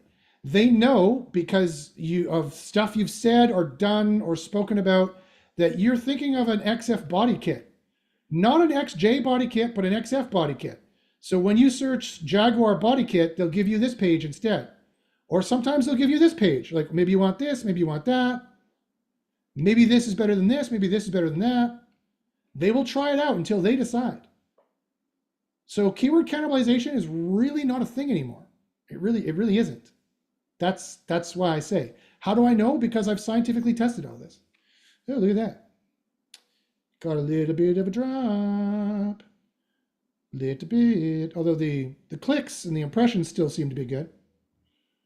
That's fascinating. Well, then this client should pay me more money. Pay me more money, client, and I'll fix it for you. But still, overall, doing very well. But that's a warning sign, right? If you start seeing those kinds of drops, that's a bit of a warning sign to look at. I should probably email this guy and be like, hey, you should start paying me again. Anyway, okay. Any questions here in the Zoom Zoom chat? Justin says really solid, makes sense. Awesome, I appreciate that. Jesus says he agrees. Tim left, breaking my heart. Jesus says, I prefer to send this as a private message and you decide if it goes public. Okay, let me read.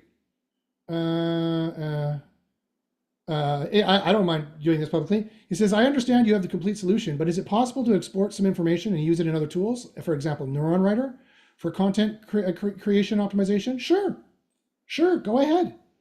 It's probably going to be more work, and I can't guarantee that it's going to score as well, and I can't guarantee that the spread is going to be as good, and I can't guarantee it's going to have the right actual query interpretation. In fact, I'll be very surprised if it does, and it's definitely not going to be using the proper page type you need to use. So you're probably not going to rank as well, and you have a huge risk of failing. But if you want to use some other AI, go right ahead. I mean, if that's what you want to do, go for it. My AI, this article writer is a very complex piece of software engineering. I've been doing agentic or agent AIs before they even invented the term, right? I was a very early adopter. I'm crazy into AI.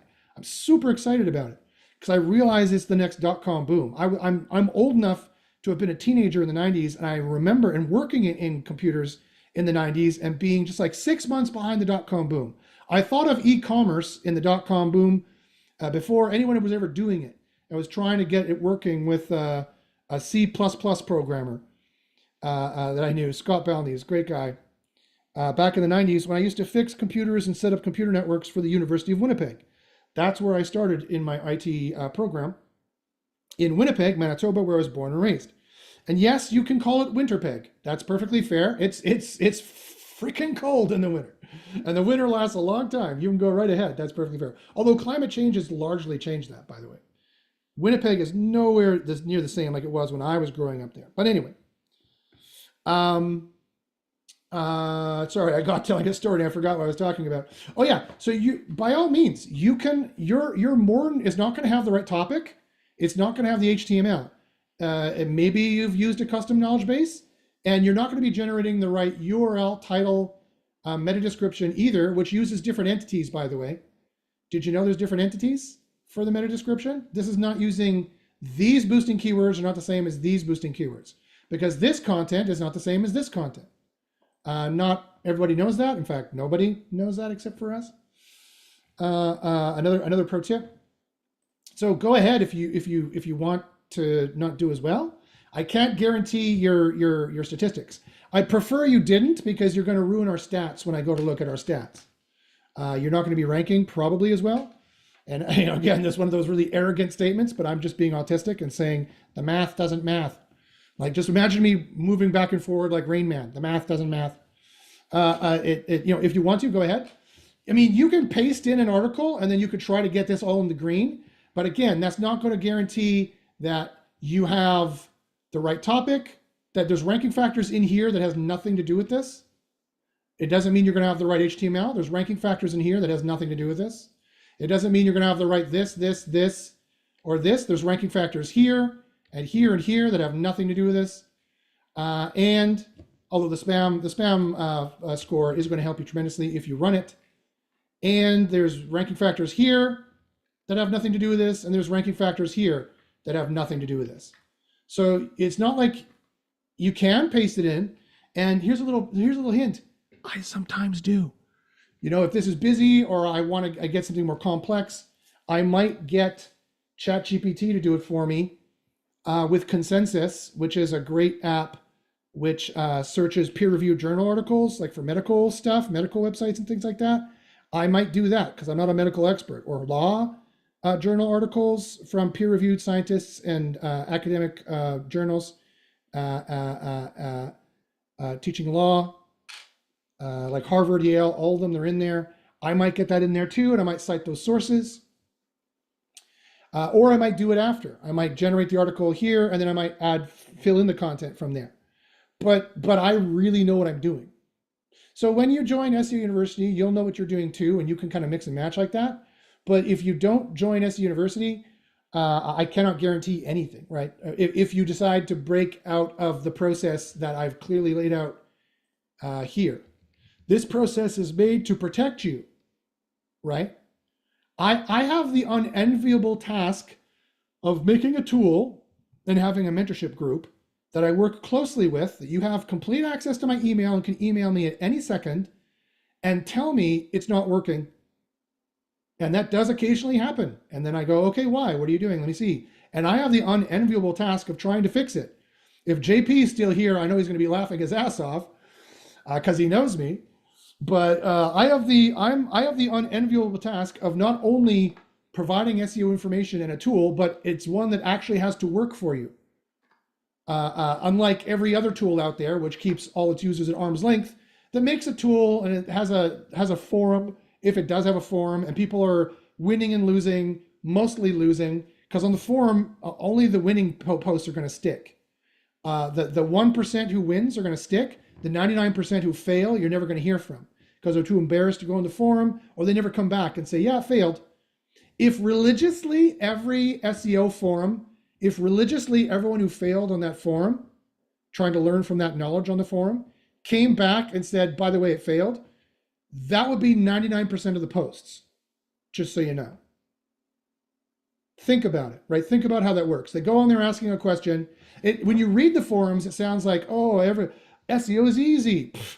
They're also glib, right? They're also glib. It annoys the hell out of me. SEO is so easy. We know how to do it. Psh, oh, yeah, sure. Just buy links. It's easy, whatever, blah. Yeah, and then so 100 people read that. You see, it's like the post had 600 reads and has like 2 people going, yeah, it's easy, I know.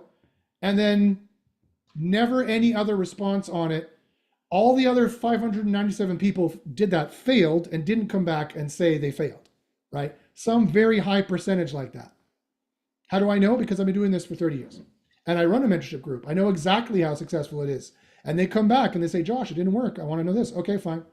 That's like 5% of the time, maybe, for us. Not including the people who sign off. Those are the people who stay. We have maybe a 60 to 70% success rate in total. Will anyone even tell you the truth on what their success rate is in their private group? Oh yeah, everyone's succeeding in here. We never have any problems, maybe 1 or 2. 60 to 70% of my students succeed. The rest don't. I mean, if they stop paying, I presume they're not succeeding anymore. That's not fair to me, actually. A lot of them are succeeding quite well, and they come back years later and tell me, or they're like, Josh, whatever. I know what I'm doing. Good enough. Thank you, Josh. You taught me well. Now I'm gone. Bye. And that's how university works. You graduate and you leave. That's fine. Anyway, so yeah, this process is protecting you as much as some people might feel like it's hampering you. And yeah, sure, go ahead. Do the keyword. Only do part of this if you want. I don't know why you would ever try to fail like that. I don't know why you would not use these portions. I didn't make them for my health. I didn't make them for kicks. I didn't spend hundreds of thousands of dollars engineering this and pulling the hair out of my head trying to run a software company just because I thought it'd be a great idea. I assure you it's not. I assure you it's not fun. But that's the fun part is because the SEO works. So I don't know. I'm being honest with you guys. Hopefully you take that positively. Again, as I said, I have autism. I'll just say things that probably should be kept in my head. But they're true. And you could take it to the bank. So again, if you're the kind of person who wants the truth and wants to win, I'm your guy. If you want to be lied to and probably fail, by all means, there's everybody else. Okay, so let's go to here. So the last part here is People go, okay, Josh, I hear you. All right, great. I know you have this experience. I know you're speaking from the heart. I know you're probably telling us the truth because you're that kind of guy. But getting the scores in the green is so difficult. Why is it so hard? I don't know how to get the scores in the green. Okay, I admit it's finicky, but it's really not that hard. It's really not that difficult to get the scores into the green. So let me show you what you need to do to get the scores into the green. It really depends on what the scores say, if they're over optimized or under optimized. On this iteration of the High Quality Writer 2.1 beta, which we're building 3 now, we're doing a page reports module first, a page audit model first. We have a very complex agentic AI that will do a page audit for you, an SEO page audit at a very high level. Unlike any other of the audits, automatic audits out there, computer-based audits out there. We'll be releasing that very soon. It's awesome. It's super awesome. That's another thing you could use to determine how good pages are doing, and another thing you could build a client for. So it's great.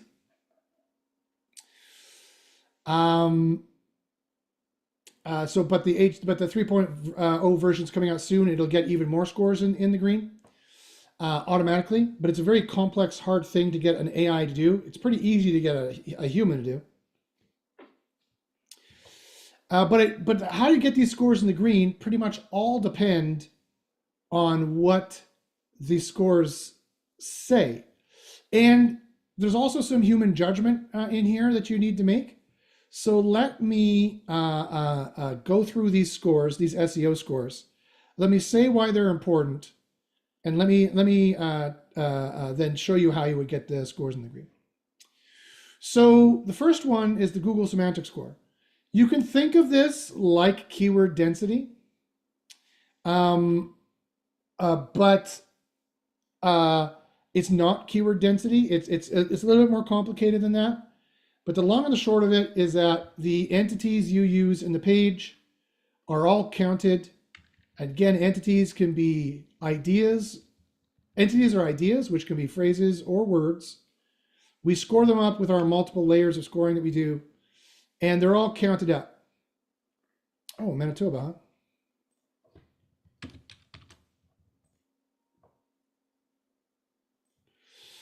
huh? Interesting. They're counted all up, and it's across the entire page.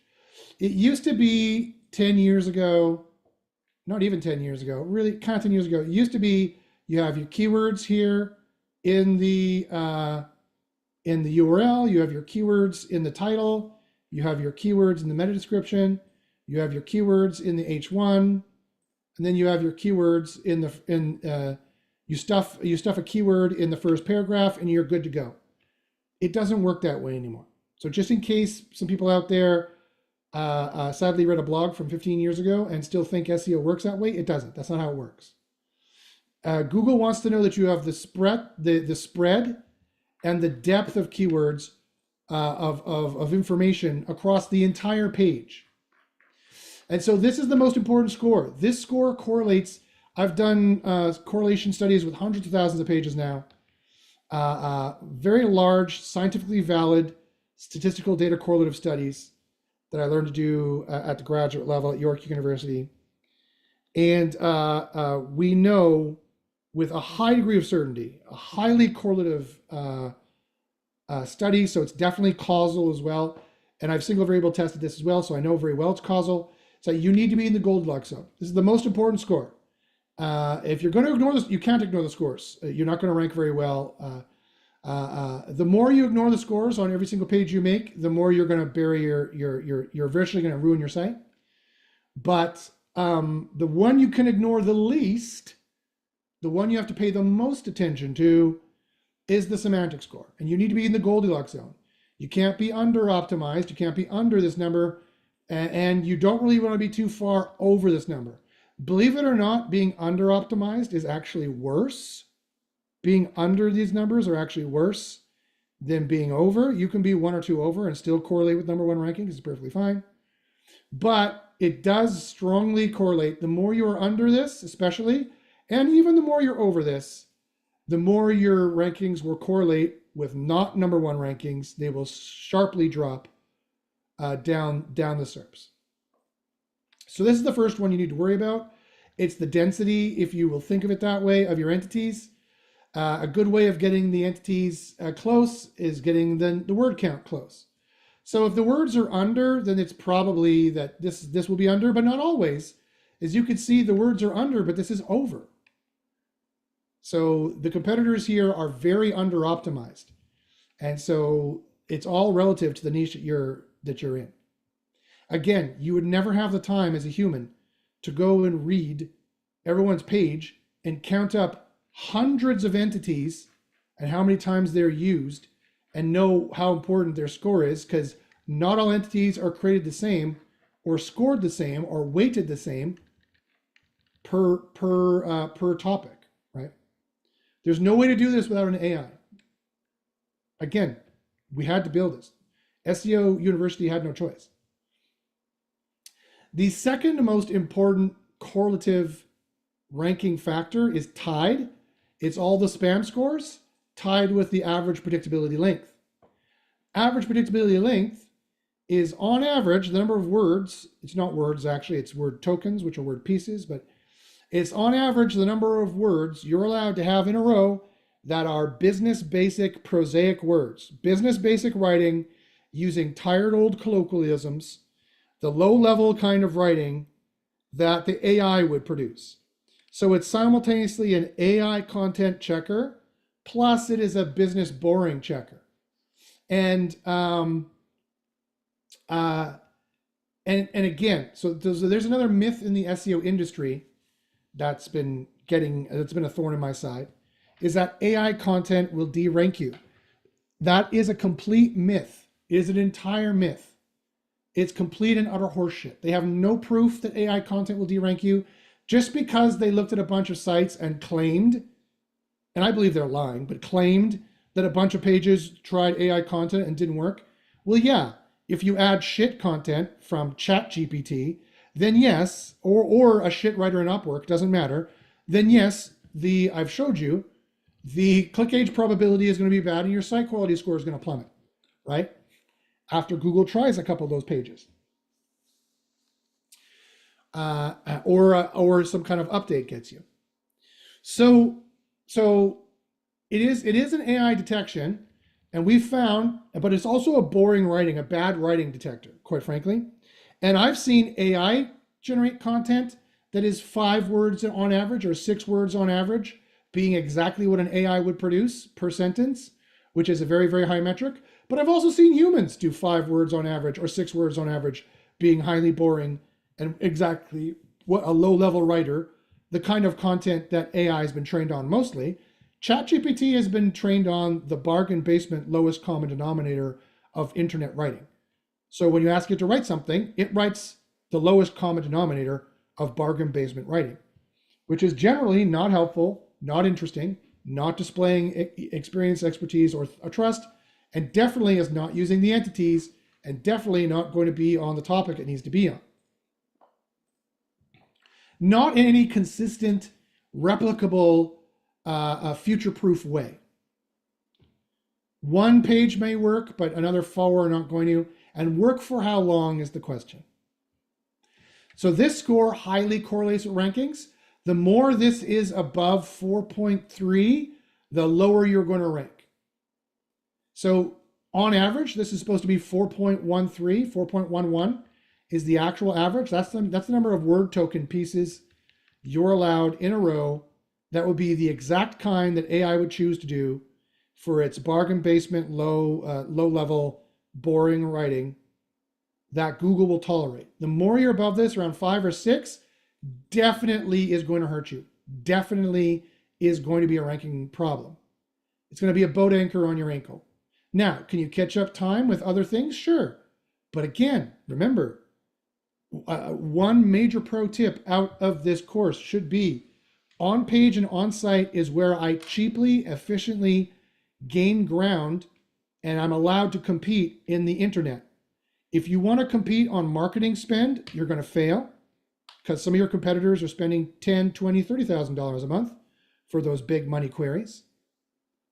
And even if they're not, even if you're like, well, Josh, I work in local, and you know what, whatever it is, kitchen renos in Lincoln, they're not going to be spend that much. How do you know? The logic of competition and capitalism means it is necessary that fees and rates will increase, and the amount they're going to want to still work. The logic of competition is going to force them to do better SEO. Maybe not him, but him. He's going to know about SEO and he's going to do better SEO, and he's going to hire people to do SEO, and they're going to be forced to do more. And so you have no choice. You need to compete where pound for pound it is cheapest and you are best. You can use the fight metaphor again. If you're a terrible grappler, don't try and win in a grapple. If your efficiency is in punching and kicking, well, then you stick to that fight on the feet and you keep punching and kicking. You fight the fight you want to fight, right? And this is no different. You're in a fight and you need to fight efficiently where you're best. And this is where, by squeezing out every last little bit of on-page juice in every single page you make, and you make lots of pages, you make them fast, you make them high quality, and you keep making them so that Google realizes that you are a worthwhile, trustworthy resource to satisfy their searcher queries. Then they will reward you with users who have their credit card in hand and they're ready to make purchases. That is the name of the game. That's what you need to do. If you take 15 years ago's tactic and you try and buy more links faster, better than everybody else, you're done. You're dead. It'll work for a week, or you'll be lucky if it works for 6 months, and then it's going to fail. You're going to go, should I listen to Josh? Okay. The thing it's tied with is the SEO scores, the spam scores. Sorry, it's equivalent with SEO scores in my head because spam is such a factor for Google that you have to pay such attention to it. These spam scores need to be 0, preferably, or at the very least, they need to be in the green. They need to be lower than your average, which your competitors have. That's for sure. That's fascinating. The URL does not mention the exact match query. You're right, it does. Music store, Winnipeg, MB. That'll probably do better. So these scores, these spam scores, are important for your for your rankings for sure. They highly correlate. The redder they are, the higher they are for each of them, the more risk you're incurring. Definitely, the more the worse ranking you're going to have. It very strongly correlates with rankings. So I highly recommend you try to get these scores in the green or as close to it as possible. If this is 0.02 over, 0.05 over, fine. I don't care, right? Because at some point, you don't want to spend forever doing on-page either. At some point, you need to decide, that's enough, I'm moving on. And so I'm showing you how to make that judgment call of when this is enough, you can move on.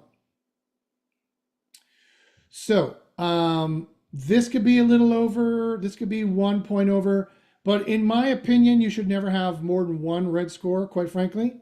All in the green, if you can get it all in the green. And these scores tie with these scores. And last but not least is the heat score.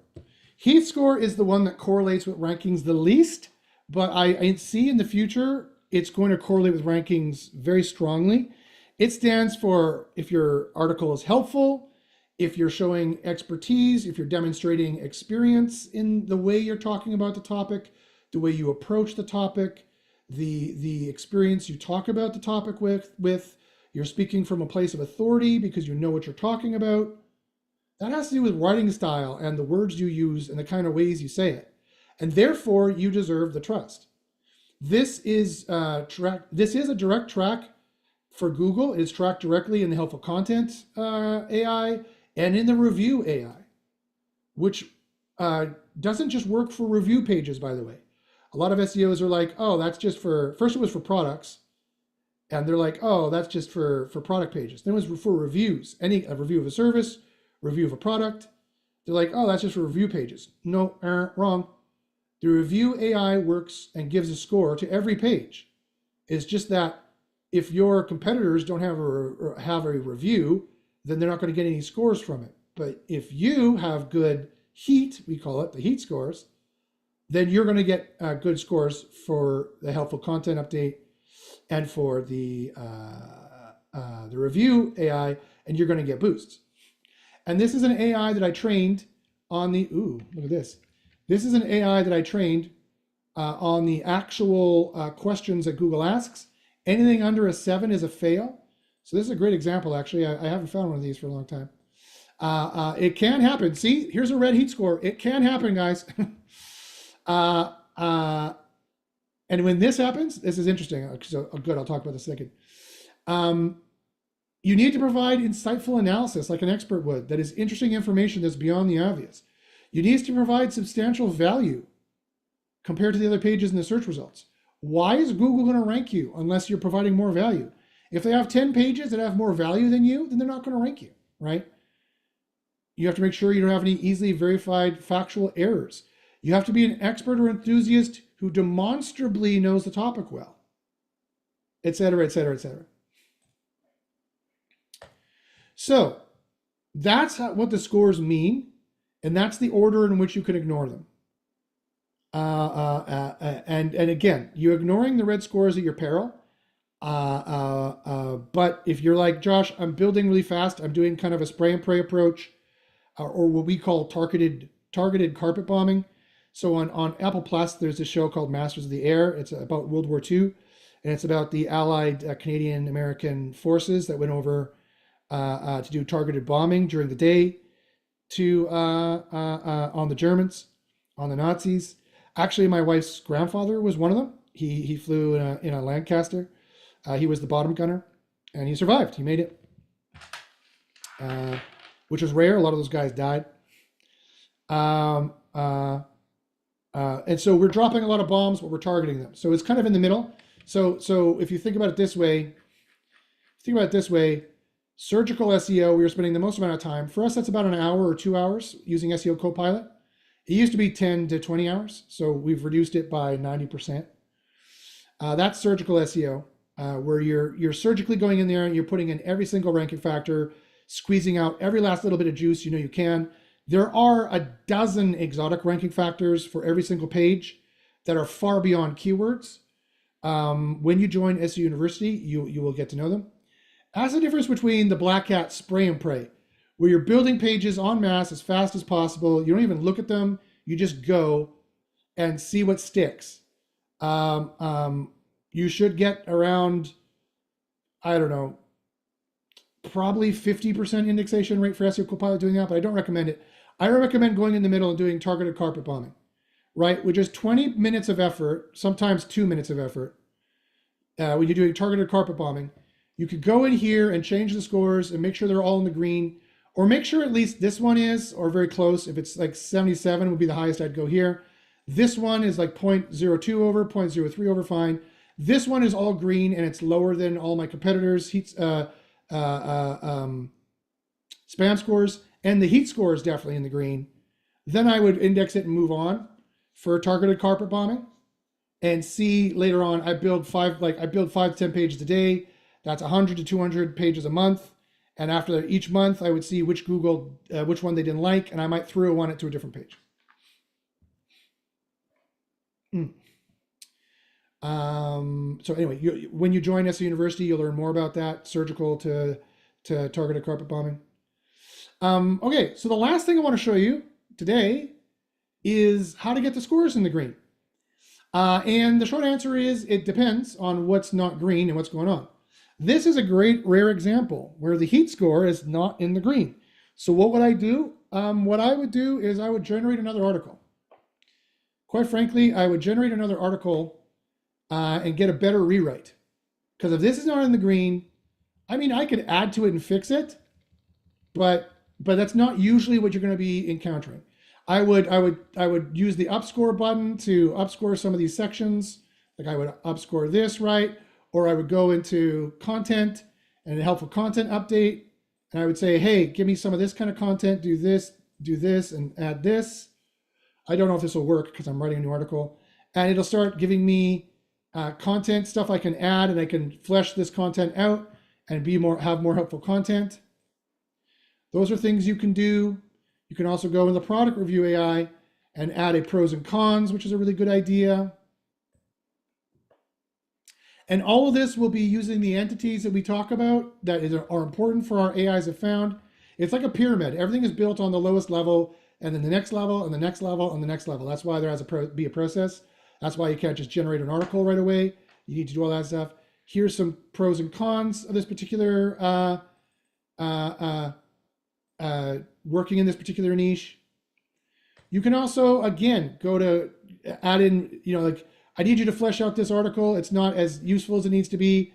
You can go and add more content from different areas if you know about it, if you want to human write it. But quite frankly, if the heat score is in the red, I would just generate another article because it's very rare. 99% of the time, our AI will nail that kind of article. Let's go here. Did I do this one?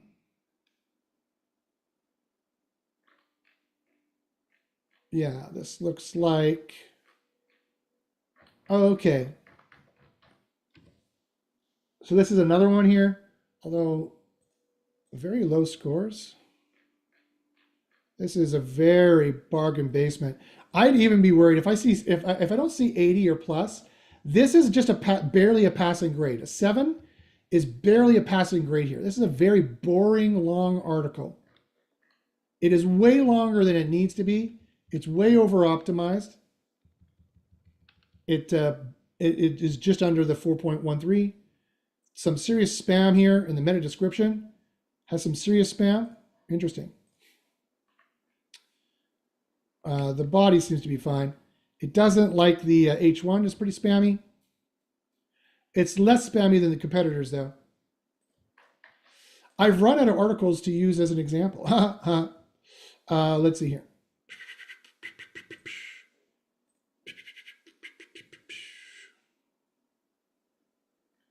Okay, article builder. What is this one again?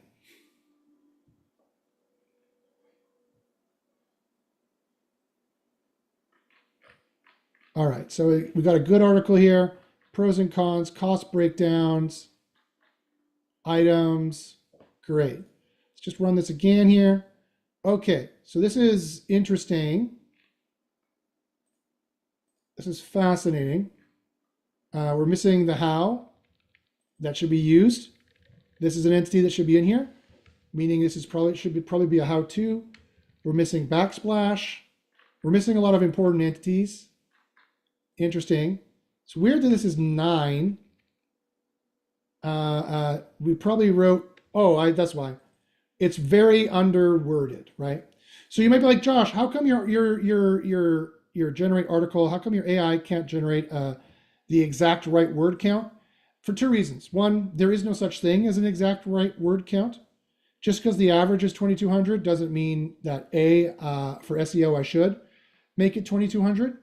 If word count, I'd make word count red here if this was a problem. It's not. However, it is a piece of information that gives you some explanation as to why this would be so low and why this might be in scope. So this is a great example. What I need to do is I need to really beef this up quite a lot. So that's a great example. So how would I do that? Okay.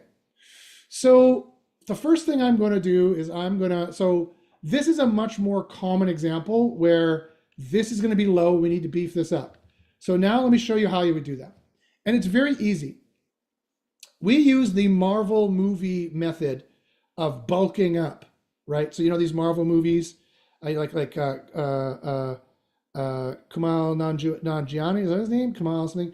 And Chris Hemsworth and all these guys and Hugh Jackman, this is how they get beefed up. They start from the top. They start working the muscles at the top.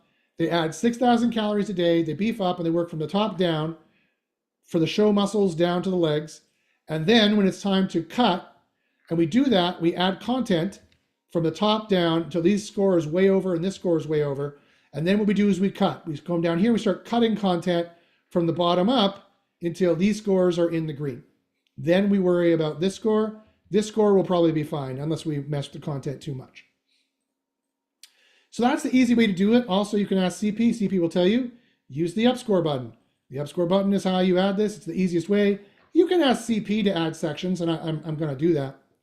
So I'm going to take this and say, okay, write me a large intro paragraphs about this topic. Write from a helpful expert perspective, teaching and covering everything the user needs to know about this topic. To know about / to navigate this topic. Pro tips. Boom, boom. So CP, who is our co-pilot, who's going to be, this co-pilot's going to be embedded in all the parts of the application. Sadly, I've just been slowed down by programming issues, but programmers jumping in or out of the project. But CP can go and write this. Again, it's an agentic AI. It is a much more complex AI than just ChatGPT. I mean, if you want to use ChatGPT for it, you can go ahead. So what I'm going to do is, now, hold on a second. Let me take this and put this in here. Boom. Now I'm going to save this. We need to add a lot of content. I just want to see this table of contents. Is this actually now in here with a table of contents? No, there is no table of contents in here. What we should have is feature descriptions, testimonials, ratings, featured products, and a copyright thing. Okay, great. Okay, if that's what we need, then what I'm doing here is one of those rare times when I'll be like, you don't need this, I would remove this. Get rid of this, get rid of this, this, great. Okay, so here we go. Perfect. Now what I do is I take this paragraph that got made and I upscore it. And now it gets even bigger with more keywords. And then I can make different paragraphs out of it. Great. Now I go to cost overview, upscore this, replace, go to cost overview, upscore this, replace, keep the table. Now I go to factors influencing pricing. So what I do is I copy this and I keep that, I highlight the whole thing and I say upscore. Replace, then I put the thing back.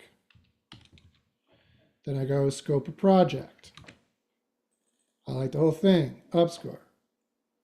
Stuffs in a whole bunch of more keywords, put it back.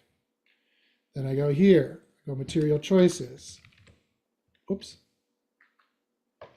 And you know what? Because I have to add so much content, I'm going to show you something different. That's normally what I would do. Size of the kitchen. I am actually going to take this and say, write for me a few paragraphs on how to pick the size of the kitchen you want. Paragraph mode.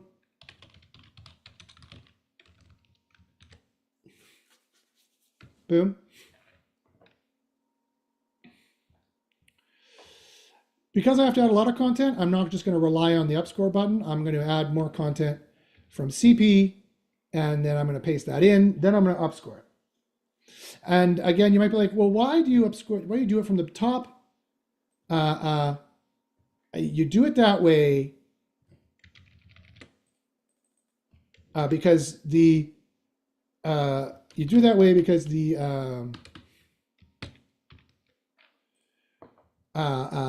Google, Google. Sorry, I was thinking about doing this. I can't do two things at the same time. You do it this way because the keywords at the top of the page are worth more. Google doesn't read the whole page. There's another myth out there that longer pages rank better. Ain't wrong. That's totally wrong. When you join us university, I'll show you the proof. It's here in the API documentation. They have a floating cutoff point from anywhere from 3,000 words to 1,000 words. It costs them money to rank all that. Plus your keywords are not worth as much at the bottom of the page. They don't give them the same weight. So I'll highlight this now that I have more content, add more. Whether it adds more text or not doesn't matter. It's adding more of the keywords that we need to be using. Great.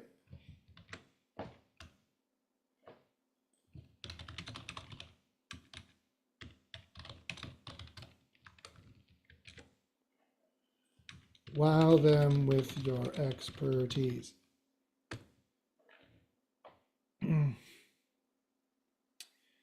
Now I keep saying that just to make sure that my heat score doesn't go down. It would use that information anyway because those entities have been made important. But I like just making sure.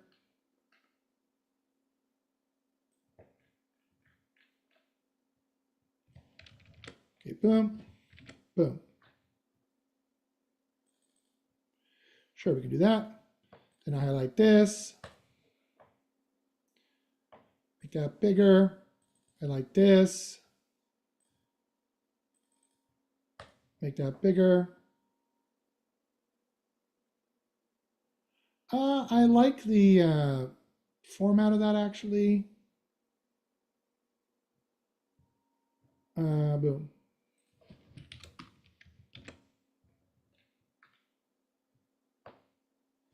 Set realistic expectations. I like that better.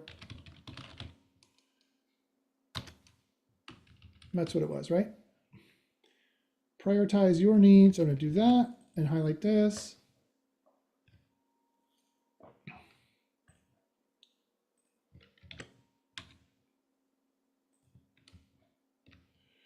Okay, gather multiple quotes.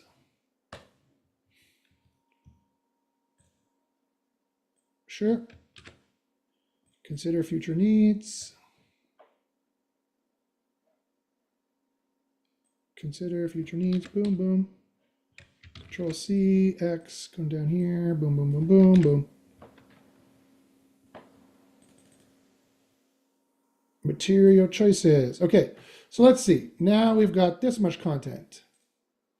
Now we have moved up this much. Interesting. Still need more. That's wild. Okay. Now CP is going to give you instructions because I ran this course. Yeah, if you want to go over here, if the CP is busy and you're in a hurry, fine, come over here and right from an expert perspective, wow me with pro expert tips on fleshing out this content. Give me 3 or 4 paragraphs on this, please.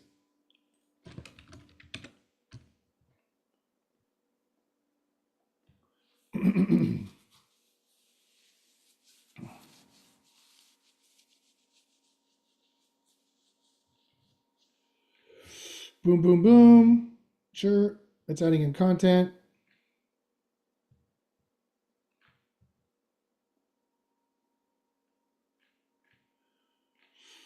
Great, thank you, blah, blah, blah, blah, blah. Okay.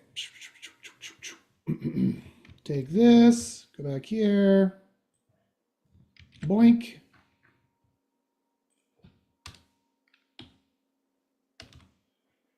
To your choices. This ended up being at heading 3, so this will be heading 3.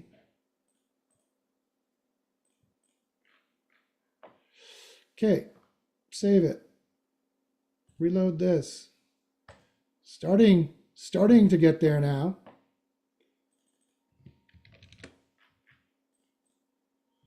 Same deal with this. Flesh this out with expert tips, 3 to 4 paras. Wow me with the cool expert tips here. Oh, fuck, I read it. Damn it, I read it again. Ah! Okay, fine, I'll do it here. Same deal with this. Wow me with the expert tips. Boop, boop, boop, boop. And it'll run that. Do I have 4.5 yet? Where's 4.5? Supposed to have 4.5. Where is it? I've used the research for this, by the way. It's crap. Don't do it. It's no good. It confuses things. Agentic general AI is not there yet. The only agentic AI that works really well is for highly customized topics, and like SEO Copilot for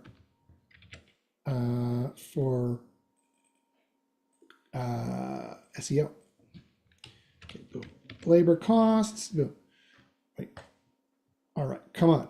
We are way over the words now. Here we go. All right, we are now finally over the words.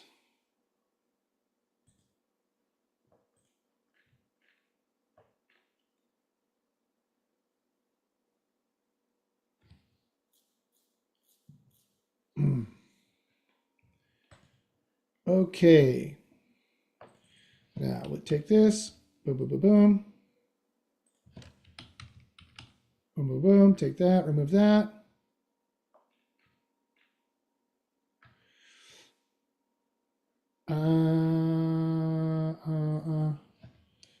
Get started with your dream kitchen today. So we'll do that. We'll change this. Get that rights reserved that we want. Okay, so now I've added a lot of content here.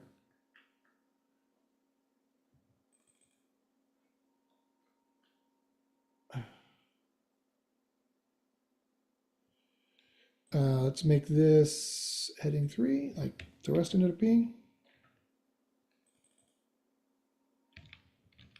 That's heading 3, great. Material choices, great. Labor costs, great. Okay, so with a quick skim, I'm going to get rid of this because I don't need it anymore. Get rid of this. Some budgeting tip. Cost breakdown by renovation level. I might take this.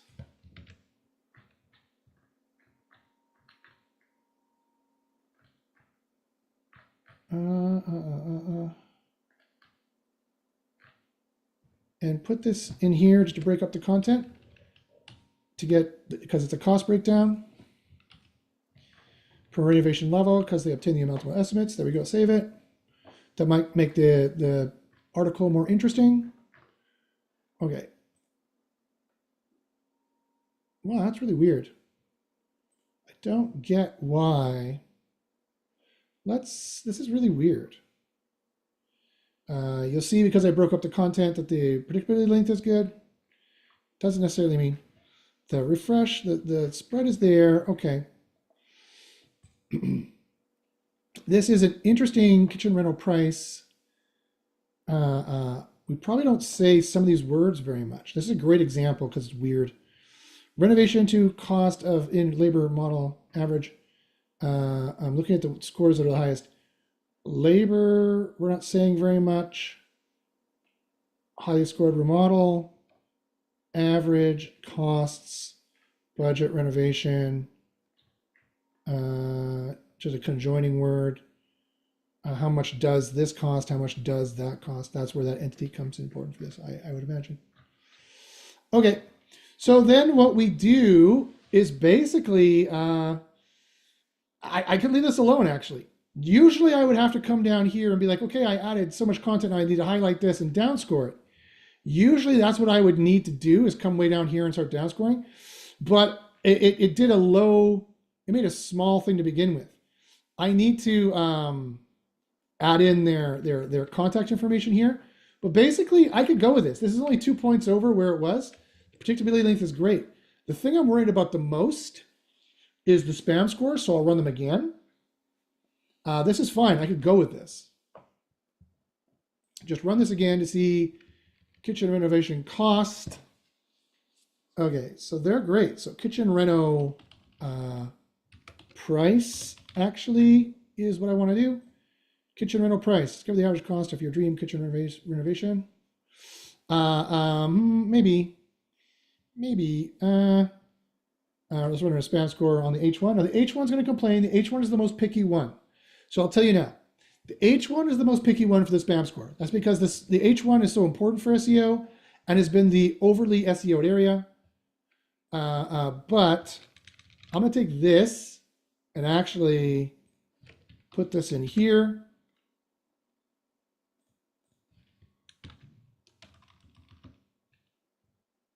Insights, I'm going to say 2025 to have a date signal as well in here. Renovation, good.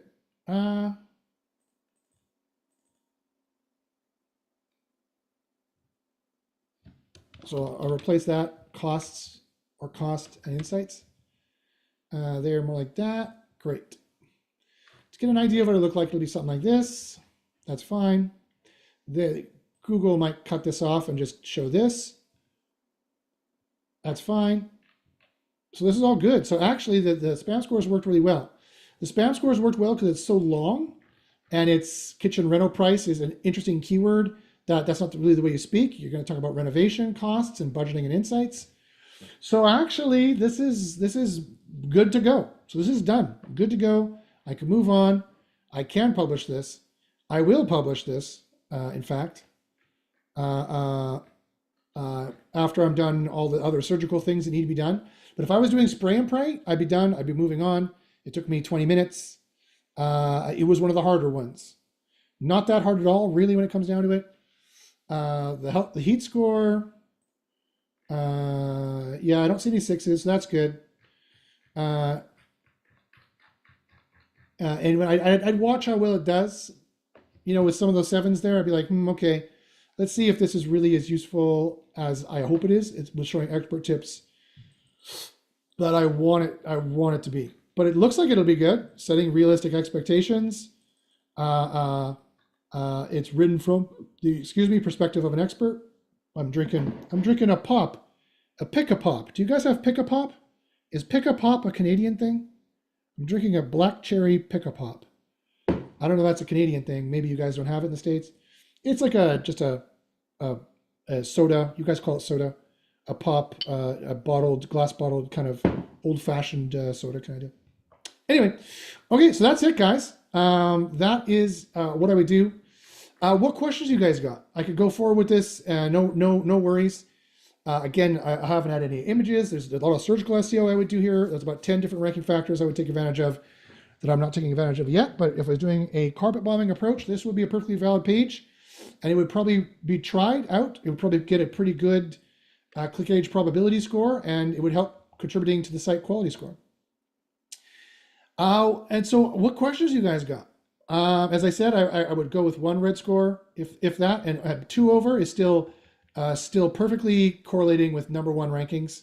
So this is a great article. This is great, and I didn't have to do any research and hire any people to do it. So that's actually a very, very, very good thing. So what questions you guys have? Any questions? Fire them off in the chat. That was AI talking. So got any questions there, guys? Put them in the chat. Also, let me check the YouTubes, see what questions you guys got here. The tube views, oops, wrong thing. What are you doing? Go here, go here. So, okay, great. We got a lot of questions here in the YouTubes that I'll be happy to answer. And then I will get to the gifts. Jonathan says, when's the ETA for 3.0 version? Right now, I find it very difficult to get scores in the green. It's not really that hard, Jonathan. I hope that this course helped you understand how to do it. It's not really that difficult. And again, you don't need every single score in the green. like I said, I moved forward here with this one, just one slightly over, and that was perfectly fine. JP says, does your content tool give me the HTML output? He uses, yes, of course. So you go in here, click this, and here's all the HTML output for you. So here it all is, and it's using sections.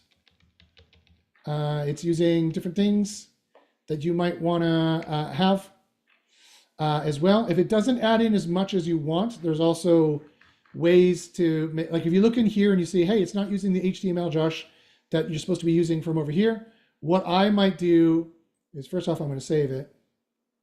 What I might do for that is go back here, come to here. I would copy and paste this here. It did use some of it. I would copy and paste this here to the header, Control C.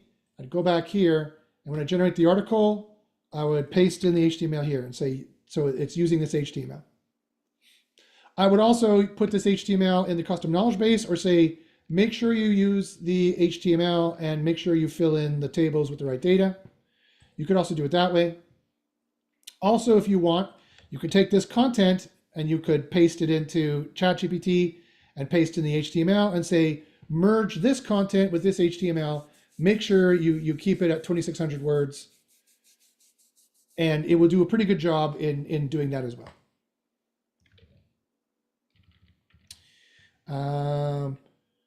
Jonathan says, Tier 1 SEO University, no courses and teachings, and only the community. Well, things you're asking questions, I'll get to that. So SEO University here, as I said, as I mentioned, where we have all these wins, which has been going on for quite a long time, at least 10, 11 years now. And we have tons and tons of wins. To get this used to cost for local, global, all the different kinds of SEO you can imagine. To get this, it used to cost $500 a month. But right now, as a special gift for you guys, I know economic times are tough. SEO U special offer. Join now.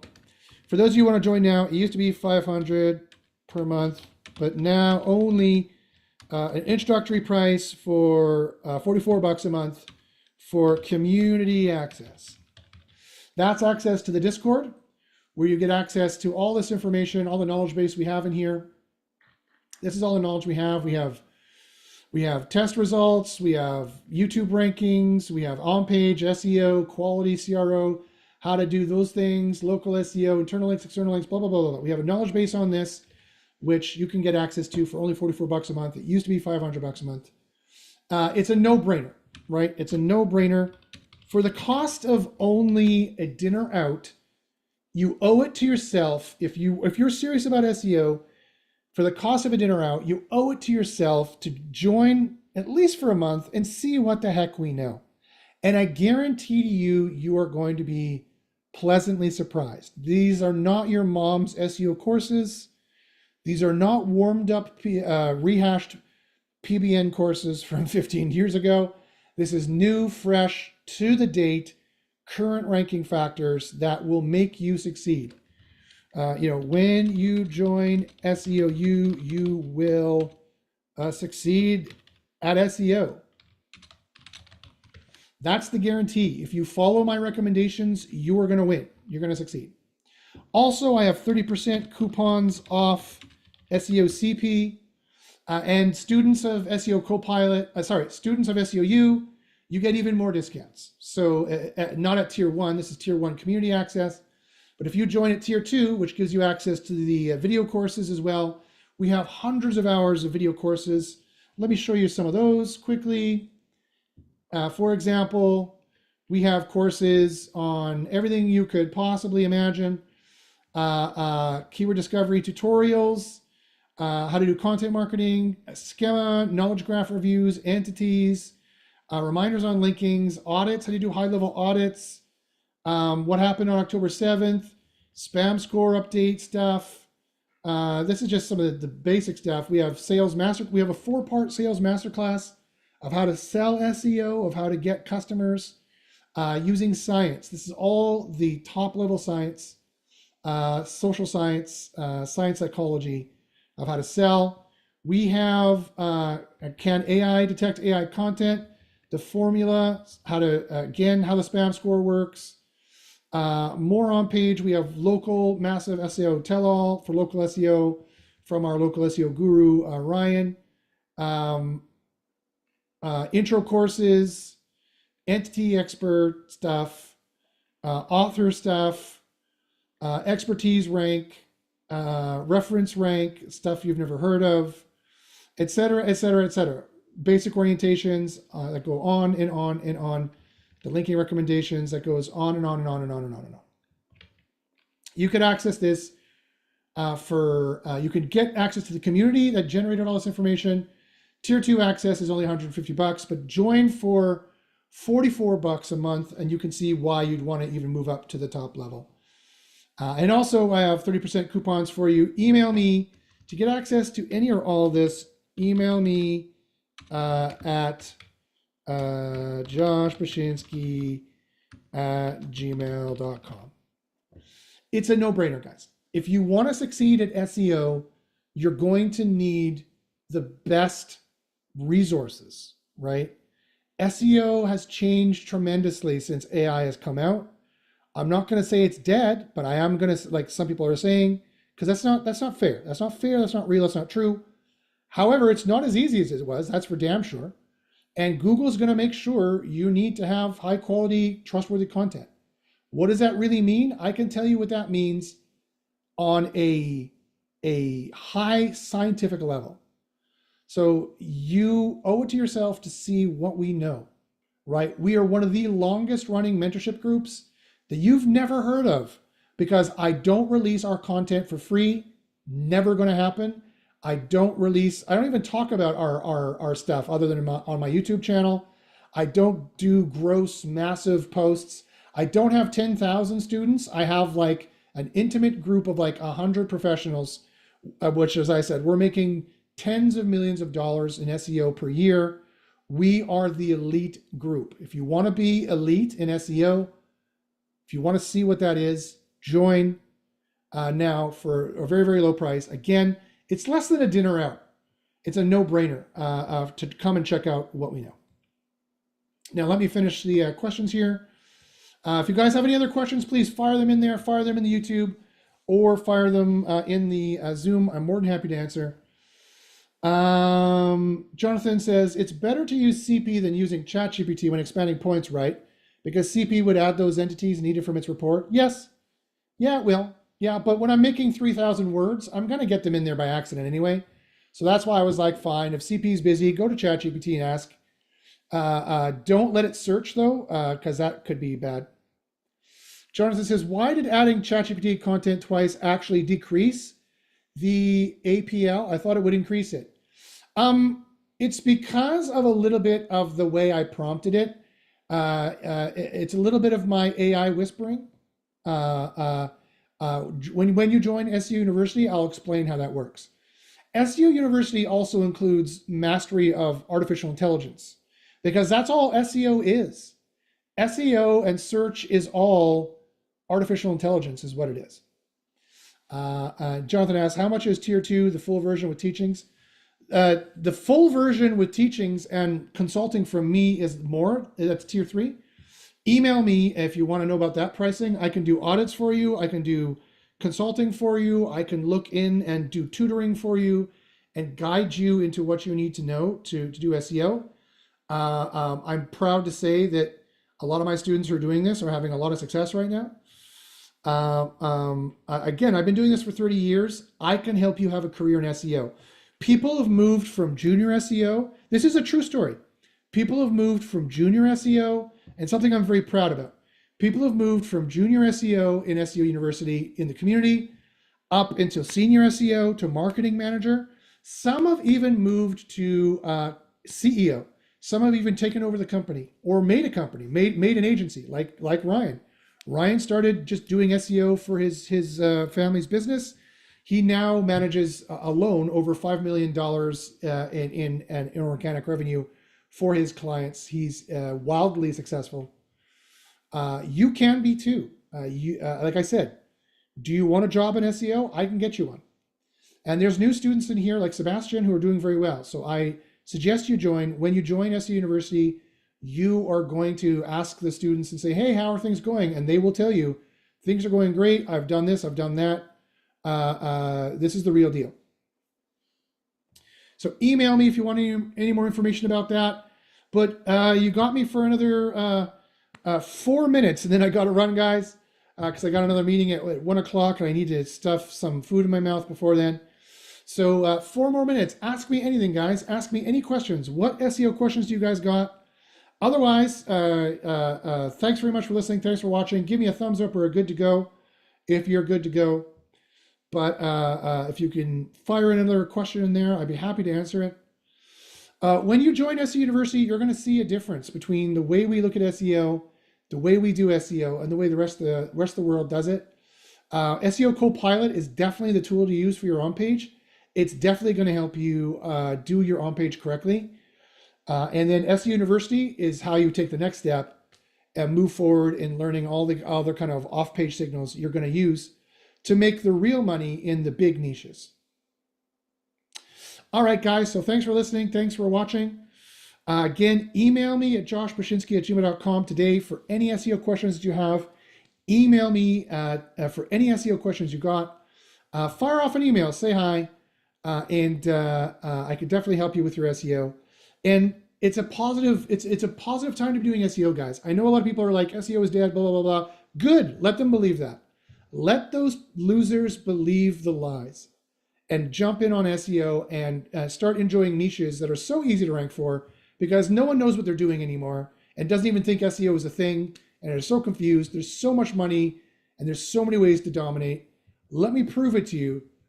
Email me at joshbrzezinski@gmail.com and get the SEO career that you've always wanted and make a lot of money doing it and have a lot of fun doing it. All right, guys, thanks for listening. Thanks for watching. And